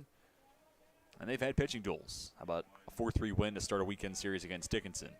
Hornets have had to play a lot of different baseball games, and especially when playing at Fox Field, have looked really good in each and every setting.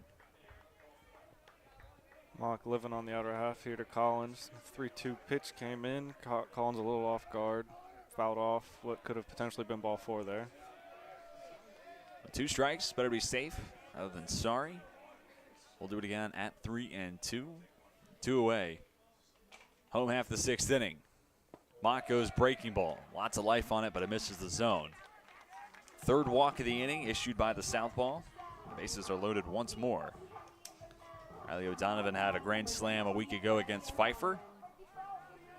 I'm sure he wouldn't hate to have history repeat itself. But first, Virginia Wesleyan going to make a pitching change. We will step aside and come back and tell you about the new arm for the Marlins. You're watching Virginia Wesleyan and Lynchburg on LHSN.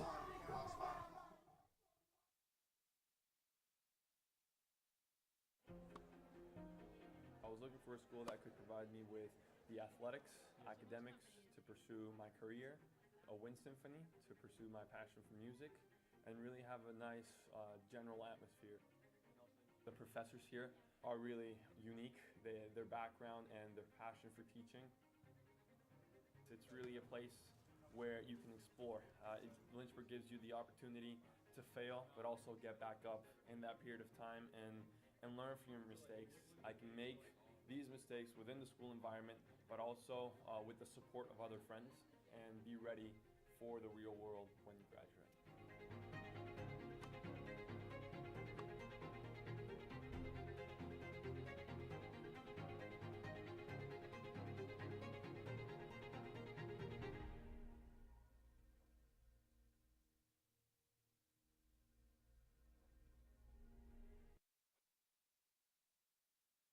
Welcome back to Lynchburg, Virginia. Dominic Spinoso comes out of the pen for the Marlins.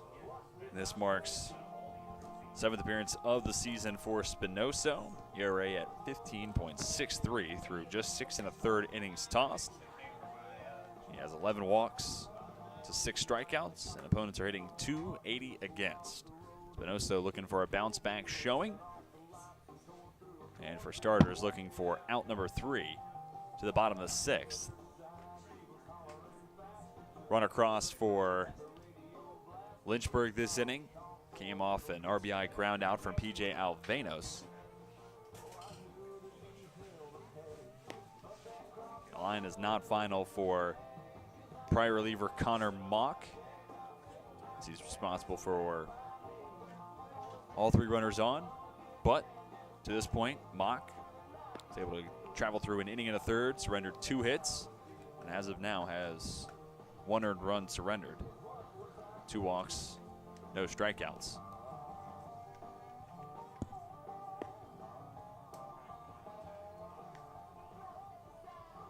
It'll be Spinoso versus Riley O'Donovan.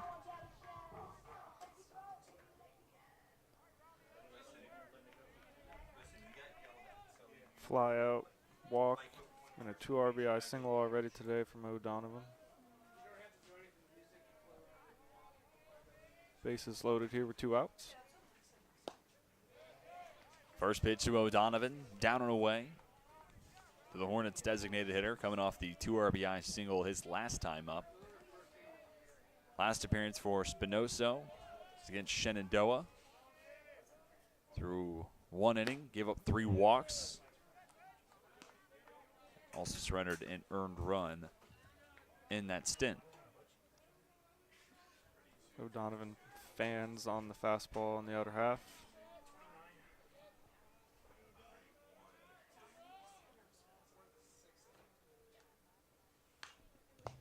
1-1, fouled off. Pitchers count 1-2.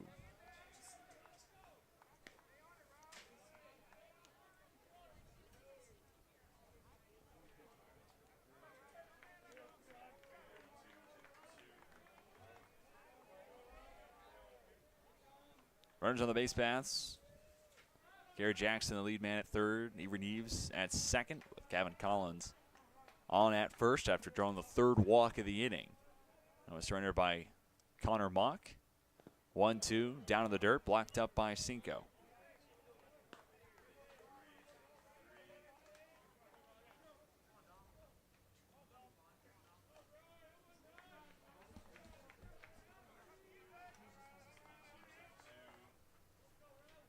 Two's across the scoreboard. 2-2 count and 2 away. Spinoso to the plate. Misses downstairs.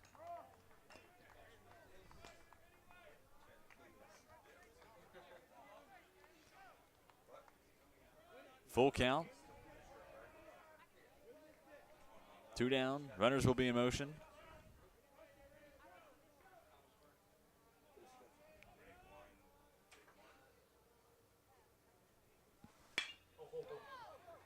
O'Donovan, deep drive to center field. Ranging back, Hanchey has just enough real estate to make the grab in front of the center field wall, and O'Donovan, despite the loud contact, becomes out number 3. But 7 come to the plate for Lynchburg, and an insurance run comes across thanks to an RBI groundout from P.J. Alvanos. We're 2/3 of the way through. Lynchburg leads Virginia Wesleyan 8-3. When you come to the University of Lynchburg to earn a master's degree in athletic training, you'll spend time in the classroom, but you'll also spend a lot of time in our top-notch facilities learning from athletic trainers and working closely with our student athletes. In the Graduate Cadaver Lab, you'll learn about the human body in the best way possible by actually studying the human body. This will provide a foundation to make you a much better athletic trainer. In the athletic training laboratory, you'll get hands-on experience, practicing your skills, applying concepts from the classroom, and working with faculty on research projects. It's also where our hydrotherapy facilities are. This space is also used by students for studying and practicing skills outside of class time. In the Sports Medicine Clinic and Turner Gymnasium, you'll work with student athletes from more than 20 NCAA Division III sports teams, helping get them back to practice and into the game as soon as possible. As an athletic training student, you're a big part of the success of our sports teams and the success of the local athletic teams. We see this relationship as a win-win situation. It's Miles Christian to lead things off for Virginia Wesleyan. He'll be followed by Samuel Caspro. Then the top of the lineup with Jalen Hines. Jack Batchmore stays out on the mound for the Hornets. Has tossed back-to-back perfect innings in the 5th and 6th, looking to keep that momentum on his side. First pitch breaking ball with plenty of bite evades the bat of Christian. The count starts at 0-1. Patchmore facing 8-9-1 here, looking to get through this inning. Thurman up in the bullpen for Lynchburg. Breaking ball got the swing and miss strike. Fastball paints the corner. And it's quickly 0-2, and Batchmore already set. Enters the windup. Gets the grounder up the third base line. Count will stay at 0-2.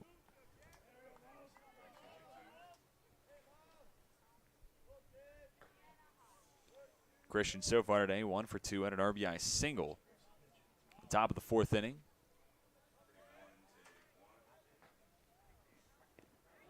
Another breaking ball. Cut on and missed. Throw up the first base line to complete the play. Becomes strikeout number 4 for Jack Batchmore with the assist from Fiedler and Jorman. Leadoff man is down to start the 7th. Nice job from Fiedler there, keeping that ball in front, making that play. Samuel Caspro, the next up. 0 for 2 with the strikeout and then grounded into a fielder's choice.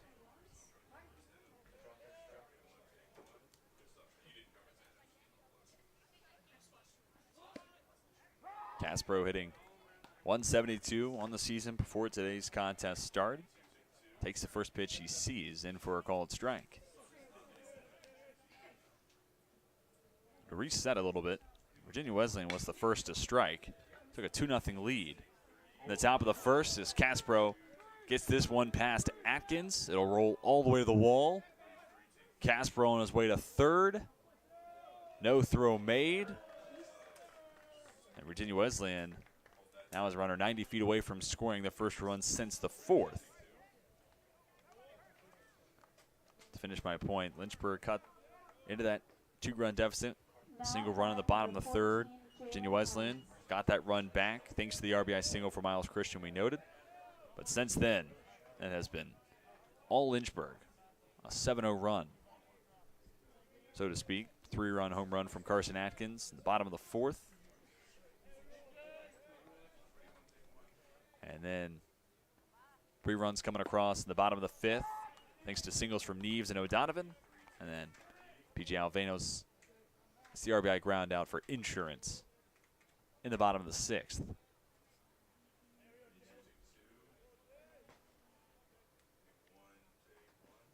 Top of the order, Jalen Hines shoots this one to the screen, trails on the count 0-2. And these left-on-left matchups, real area of strength for Batchmore, especially leaning on that curveball. Finds himself ahead in the count 0-2 here. Soft contact, shallow left field. Neves makes the catch. Runner will not take up and try to score. F7 has Hines down for out number 2. Now at bat, number 4, Trent Hanchey.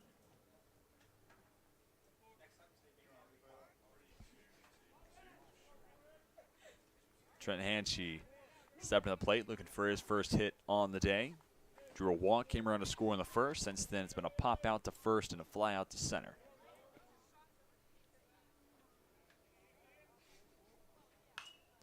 First pitch swinging, the curveball popped up and out of play.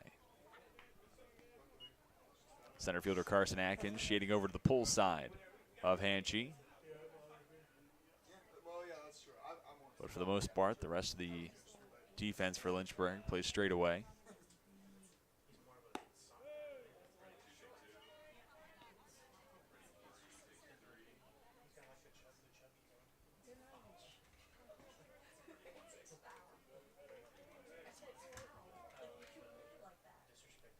The 1-1. Curveball is up and inside.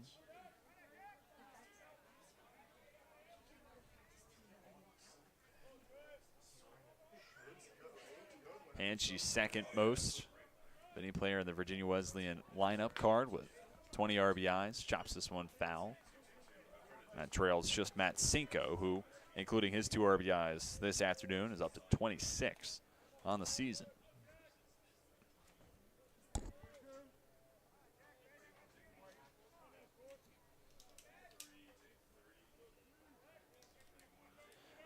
Two's across the scoreboard. 2-2 count, 2 away. Batchmore goes to the breaking ball. Hanchey swings through it for out number 3.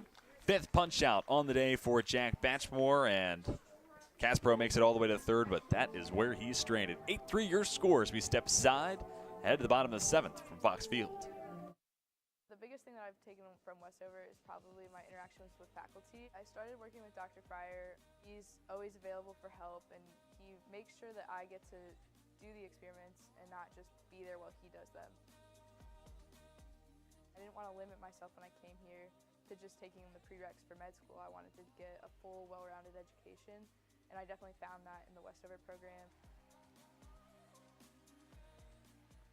It's given me the opportunity to keep playing soccer at a competitive level, but also it's given me the ability to be a student and to pursue other activities such as EMS.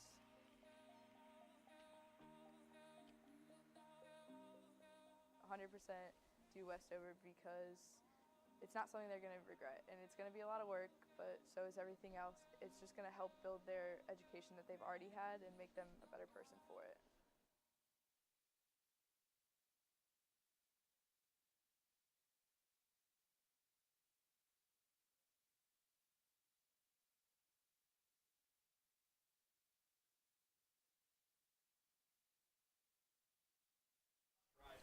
Bottom of the 7th inning sees a pitching change on the mound for Virginia Wesleyan. Taking over on the bump, C.J. Morris, a right-handed pitcher and a senior from Virginia Beach. Becomes pitcher number 6, including the starter Ian Brady, on the day for the Marlins. 3 wins and 2 losses on the season for Morris, posting a 5.11 ERA through 37 innings pitched. 10th appearance of the season for Morris, just the 3rd out of the bullpen. Opponents are hitting .297 against. It's 23 strikeouts to 13 walks. So it's interesting. You look at how Virginia Wesleyan has used their pitching staff today, especially with Morris predominantly a starter, and then Ian Brady gets to start today, predominantly back half of the bullpen, 4 saves in the year. You could call him the closer of sorts. He gets to start and goes 3 innings. So a little bit of a backwards build here for Chris Francis, the head coach for Virginia Wesleyan. And here the job for Morris is simple. Keep it at 8-3, bring your offense back to the plate, look to make something happen over the final 3 chances at the plate. Morris will start his day taking on Holden Fiedler. Misses high on the first pitch he throws. After Fiedler comes Carson Atkins in the top of the order with Logan Webster.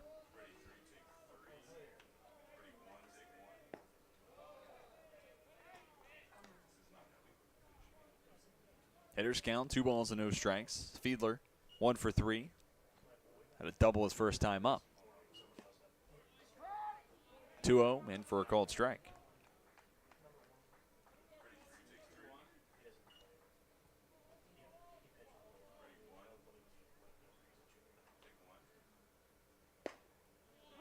Same pitch, same spot, same result. Count even at 2-2.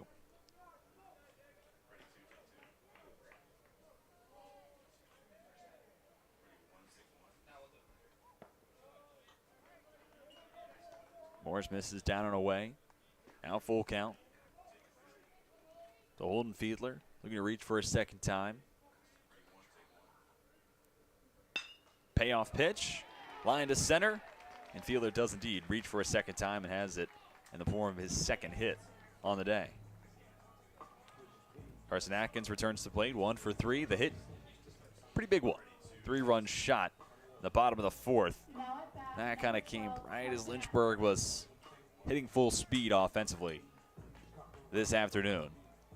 It was 1 run in the bottom of the 3rd for the Hornets, 3-run home run in the bottom of the 4th for Lynchburg, 3 more in the 5th, 1 across last inning. Now a chance in the 7th to make it runs across in 5 straight.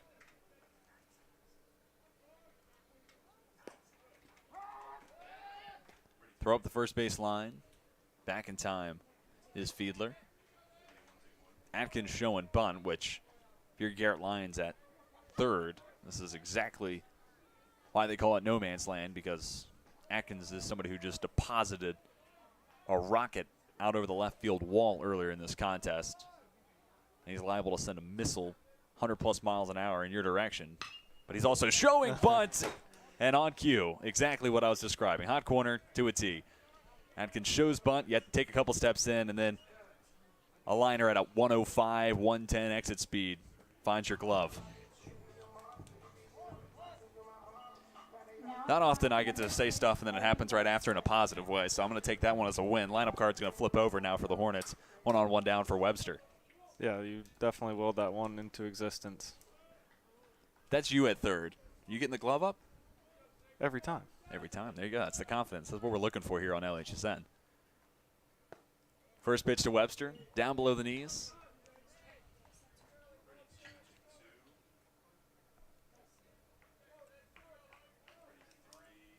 Webster so far today, 1 for 4, had an RBI double in the 3rd.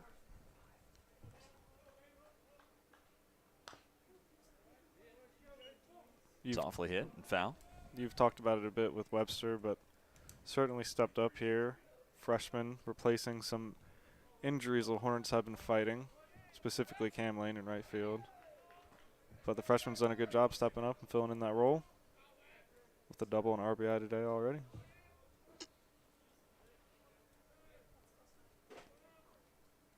Morris comes set, misses low.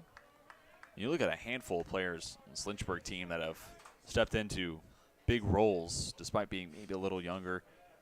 Look at Ethan Moransky, who's gotten a handful of big at-bats throughout the season. Prior to getting hurt, Ryan Long was an everyday starter at short. Webster, of course, a prime example of someone who stepped into a sizable role early on in his career. Mentioned Moransky. Nick Matfield, how about a sophomore? That's your number 2 pitcher now in the rotation. I think that really speaks to the type of talent that Coach Lucas Jones, associate head coach Travis Beasley and company are recruiting. Players that can step in, provide a role for you on day one. Breaking ball misses downstairs and in the dirt. 3-2 the count now to Webster. Final line, by the way, for Dominic Spinoso, third of an inning toss. No hits, no runs, no walks, no strikeouts. He gives way to C.J. Morris. Stands on the mound now.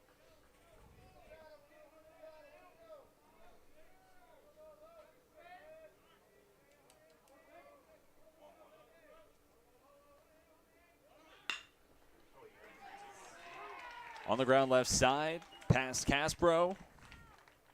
Second hit of the day for Logan Webster. Fiedler advances to second. 2 on, just 1 down for Josh Dorman. Now at bat, number 25, Josh Most recent appearance on the season for C.J. Morris was an inning a week ago today in the win against Methodist.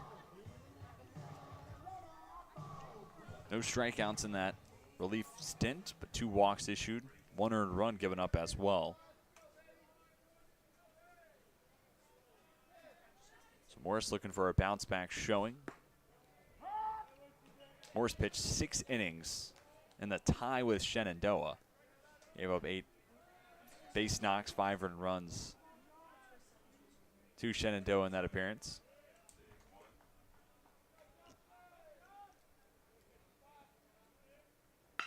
Curveball, Jorman waits on it, deposits it into right field. Rounding third, trying to score on the play is Fiedler.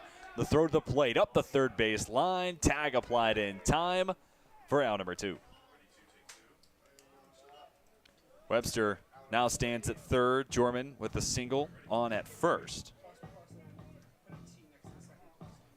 Take another look. Go down as a 9-2 putout for those keeping track at home. Jalen Hines gets the outfield assist.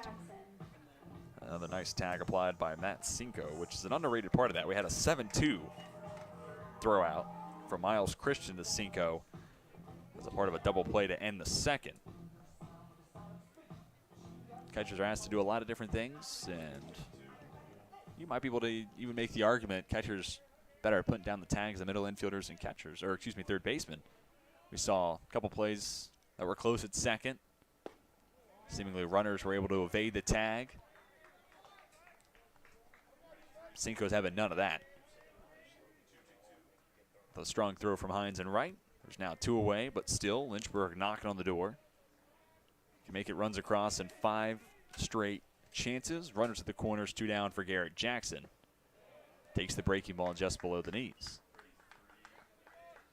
The throw home there allowed Webster to advance to third, so base hit here puts another one on the board for Lynchburg.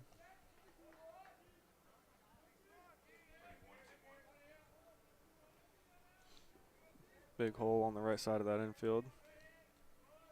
They're holding on Jorman, and Jackson gets his money's worth on the cut. Doesn't make contact,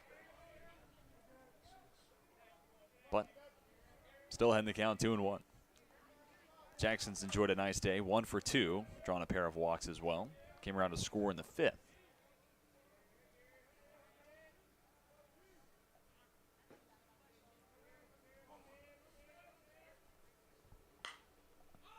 Morris gets a foul ball. Evens the count at 2-2.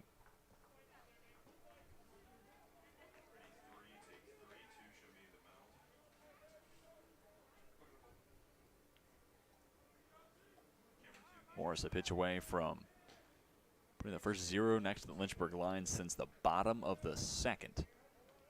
Lynchburg, especially when playing at home, feels like they have this ability to a run here, a couple runs here, multi-run inning in this frame. Just continuous offensive production as Jackson sends this one to Del Duca at second. The throw to first is in time.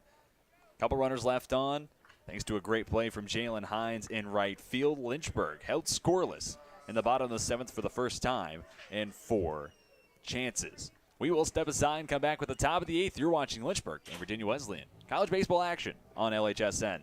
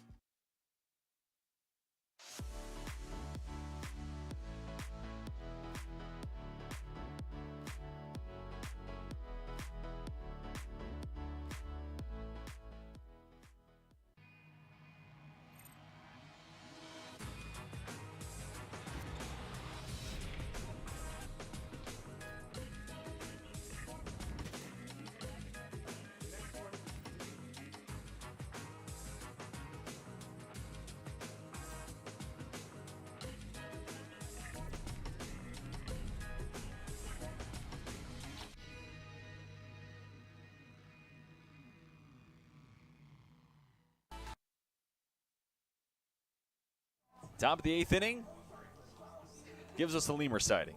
Grayson Thurman takes over on the mound. Right-handed reliever has 8 saves this year. This becomes appearance number 15, the ERA at 1.64, and maybe my favorite stat in all the ODAC. 58 strikeouts through 33 innings tossed by the righty. And Thurman will face off with Connor Hall, Matt Cinco, then John Bastions here in the top half of the eighth.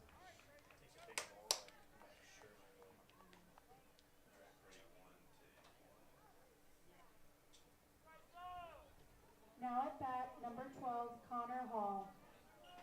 And for more context on those strikeout numbers, how about a 15.82 strikeouts per 9 innings?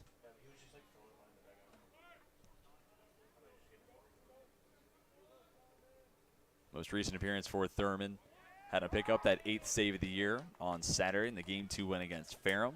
Had 3 strikeouts in the win over the Panthers.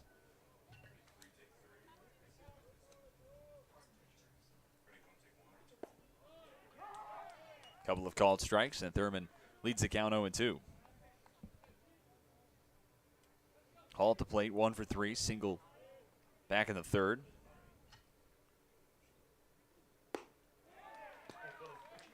And Grayson Thurman has his first strikeout on the day.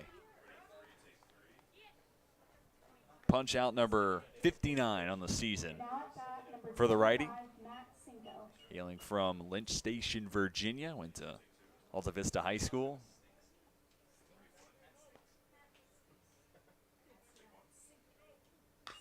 Breaking ball off the bat of Cinco goes out of play. Thurman settling in here quickly. Works with a really quick place, keeping those Marlin batters in the box. And we've given good fastball velocity, a lot of life on the breaking ball. When he works with that high tempo and he's able to pound the strike zone, it could be a daunting AB, to say the least, if you're at the plate. Working out of the stretch as well. 0-2, spiked across home plate. Now 1-2 count to Cinco, who is 1 for 3 on the day. The hit in his first AB, and drove in a pair of runs to get our scoring underway in the top of the first.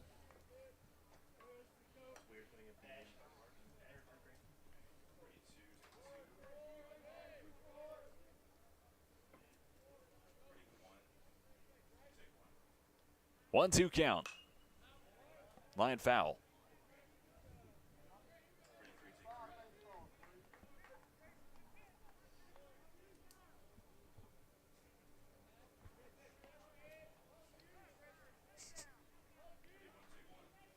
Cinco looking to battle. In between swing, they'll say he went around.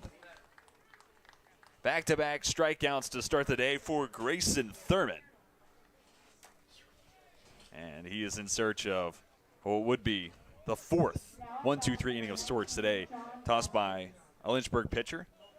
Wes Arrington faced the minimum in the second.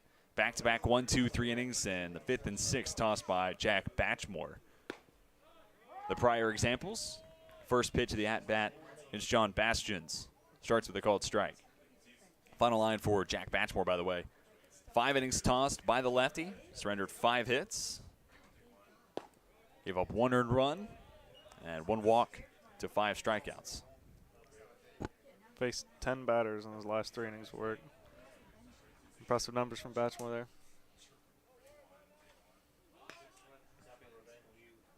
Bastions shows bunt. Jabs it foul at the third base line. And this is where Grayson Thurman, his stuff and his command of a strike zone make him a really good pitcher.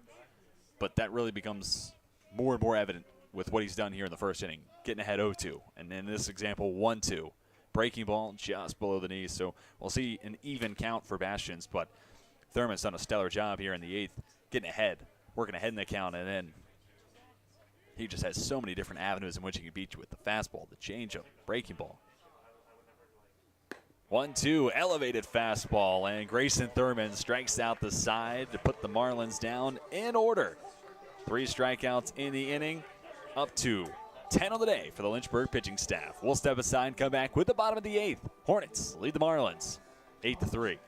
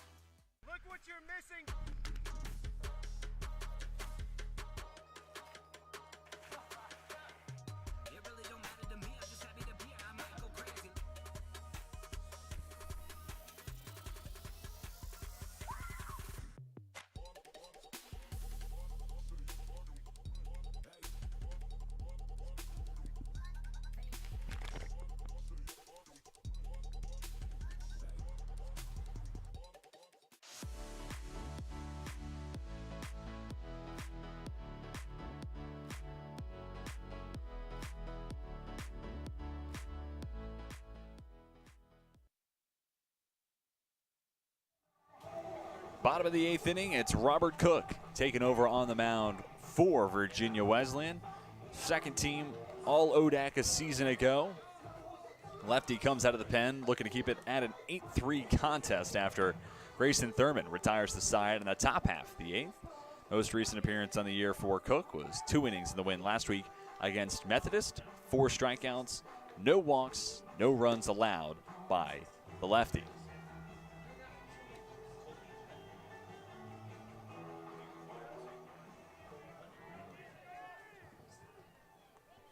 And Cook will start his day facing off against Avery Neves, P.J. Alvanos, then Gavin Collins.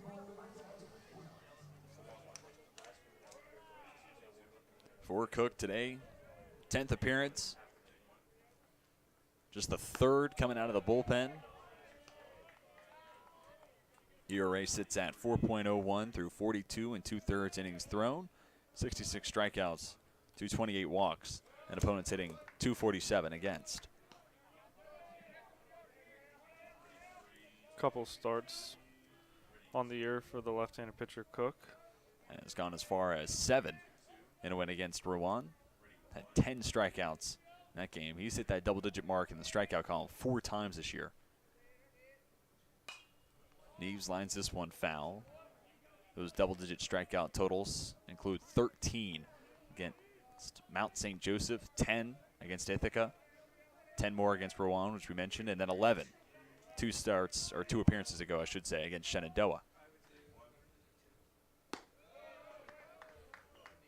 Pitch misses high. Neves able to lay off. Hitters count for Neves here.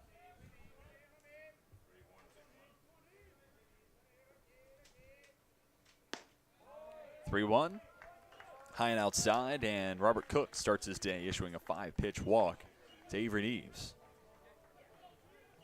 First walk issued by Cook. Seen a couple of hit by pitches. All told, the Marlins pitching staff has surrendered 5 base on balls so far this afternoon. And of course, tack on a couple of hit by pitches as well. 30th walk of the year for Neves.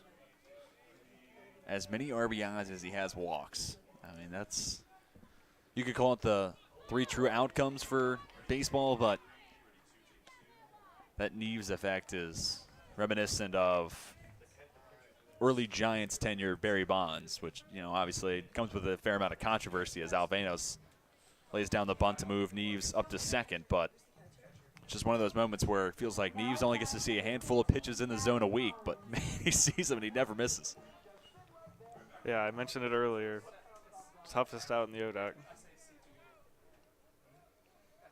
Runner on in scoring position with 1 away for Gavin Collins, who it's reached successfully all 4 times. 2 for 2. Last 2 times up, he's drawn walks. First pitch to Collins is low and inside.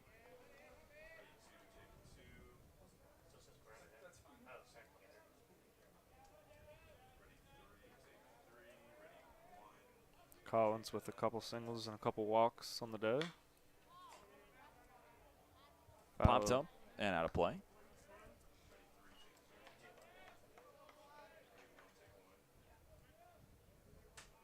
So you look at Collins, the on-base percentage today certainly had a bit of a spike, but 2 for 2.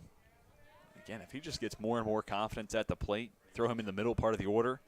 Protection to Alvenos, who's the protection to Neves, who's the protection to Gary Jackson. I mean, 1 through 9, you're looking at guys who can swing it with pop, can get on base, a lot of speed throughout the order.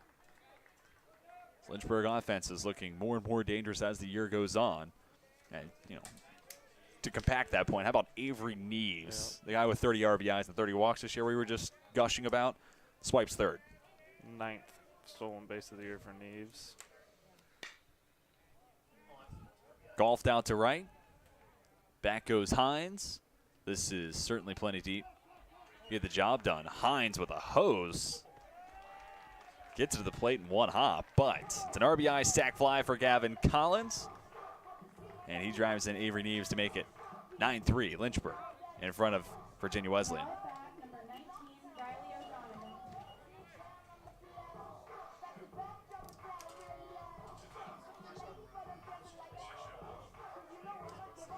Base pass now cleared, and there are 2 away.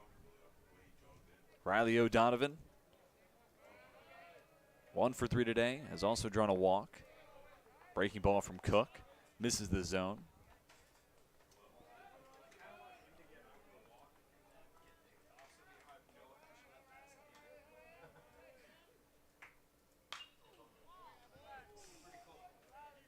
Donovan fouls this pitch away. Count to 1-1. DH had a big 1 out, 2 RBI single back in the 5th. The 2nd and 3rd runs of that frame came across on that base knock. Grounder to short. Caspro takes a step back. The throw to first. Short hops Bastions. Can't scoop it up. And it'll be a throwing error. Put O'Donovan on at first.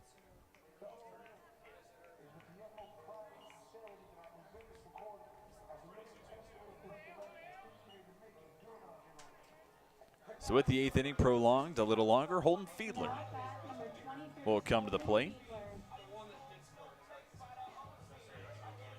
Fiedler picked up his 2nd hit of the game his last time up with a single. Prior hit was a double in the 3rd.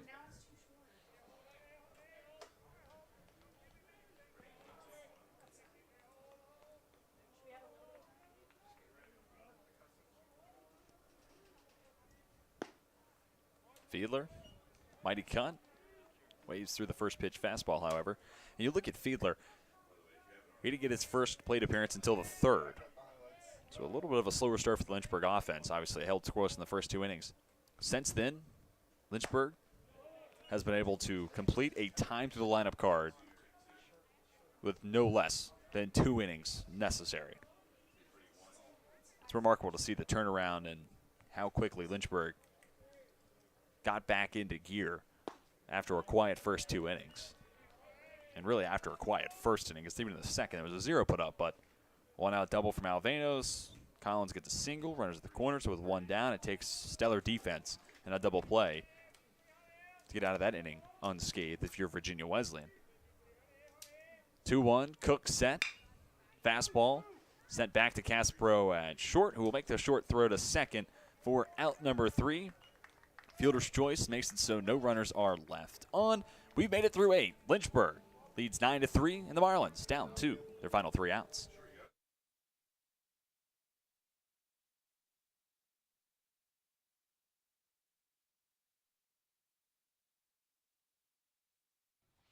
Hi, Mara Willis. How are you? Pretty good.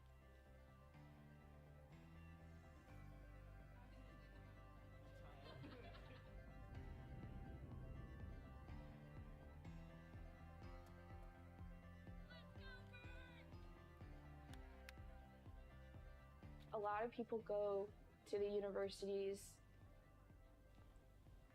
to find something to be a part of while getting their education. And when you come here, Lynchburg is that something. It becomes a family.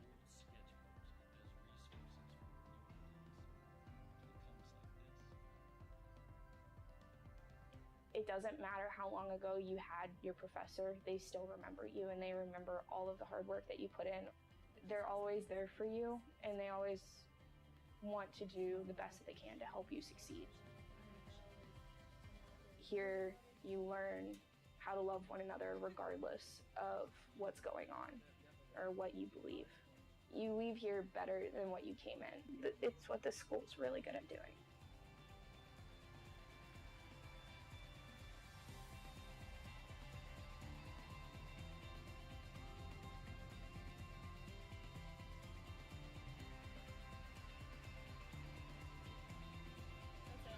Okay. Pretty good.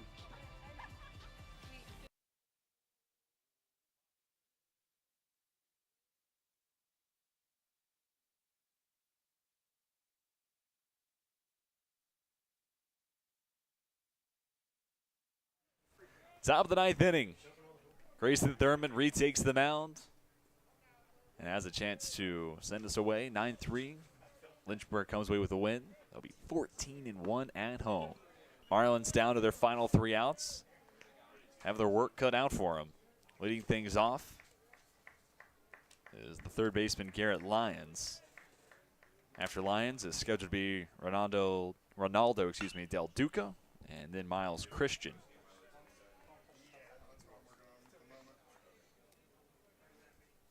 It was a 1-2-3 first inning of work for Grayson Thurman, striking out the side, and we're doing so against the heart of this Marlins order.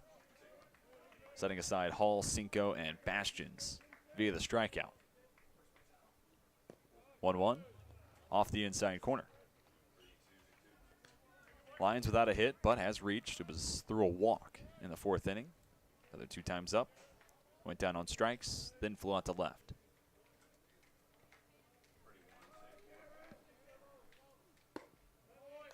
Thurman misses high. Count swells to 3 balls and a strike.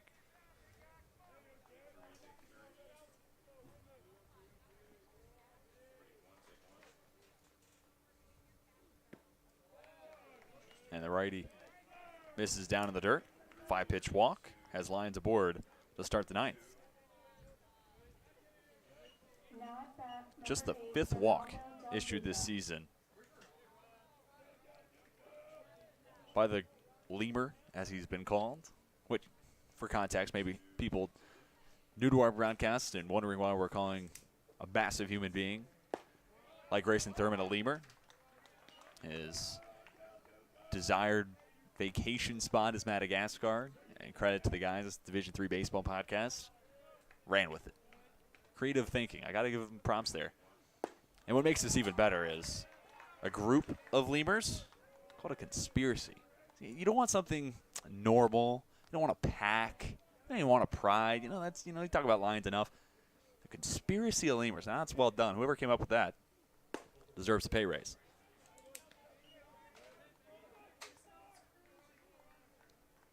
One of these days, maybe the home game against Hampton-Sydney, I can see Fox Field being decked out with lemur stuff. Maybe stuffed lemurs if he takes them out.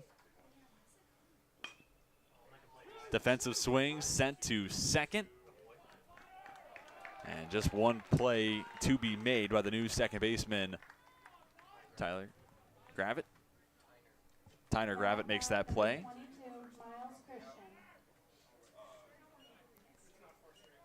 The leadoff walk from Thurman. It's almost as if it never happened now. You could say leadoff walk from Thurman is a conspiracy in itself. Well done. Big cut from Miles Christian. Swings through the first pitch he sees. Trails in the count 0-1. And including the 3 strikeouts today, this is a controversial. I just don't know how these numbers kind of come together without it being in a video game. 61 strikeouts to 5 walks. That's a 12.2 strikeout to walk ratio, which, again, I raise the point. Those belong in a video game. Spiked across home plate. Fiedler kept it in front of him. The throw to second in time with a good tag applied by Gavin Collins. And like that, the base paths are cleared. They're 2 away. Virginia Wesleyan now down to their final out. Lynchburg defense has done a good job today picking up their pitchers. And it's a 1-2 count to Christian. Thurman to the plate, elevates with the fastball, and Christian can't help but chase and goes down swinging. 4th strikeout of the day for Grayson Thurman. Fitting way to bring a close to this contest, and it marks the 11th for the Hornets pitching staff as a whole. Lynchburg comes away with a win, elevates to 21-5 on the season, and now sits at 14-1 when playing at home, and Lynchburg reaches double digits in the conference win column, sitting at 10-1 this season in ODAC play. Meanwhile, Virginia Wesleyan now 11-11 and 1 on the year, 2-6-1 in conference play, and fall to 4-6 on the road. Well, Sam, some final thoughts for Virginia Wesleyan today as the game progressed. Lynchburg got hot, and that will happen. Best thing the Marlins can do is put this game behind them and get ready for next time out on the diamond. And that next appearance will be on Saturday in a doubleheader against Ferrum. And for Lynchburg, another win comes at home. Number 5 team in the country keeps rolling. And the offense got better and better as this game progressed. Couple of big innings in the middle. 3 runs in the 4th and 5th propel the Hornets to their 10th win in conference play. That'll do it for us at Fox Field. For my broadcast partner, Sam Rice, our director, Nathaniel Pierce, and the rest of our fantastic LHSN broadcast crew, my name's TJ Wingard. And until next time, we are signing off.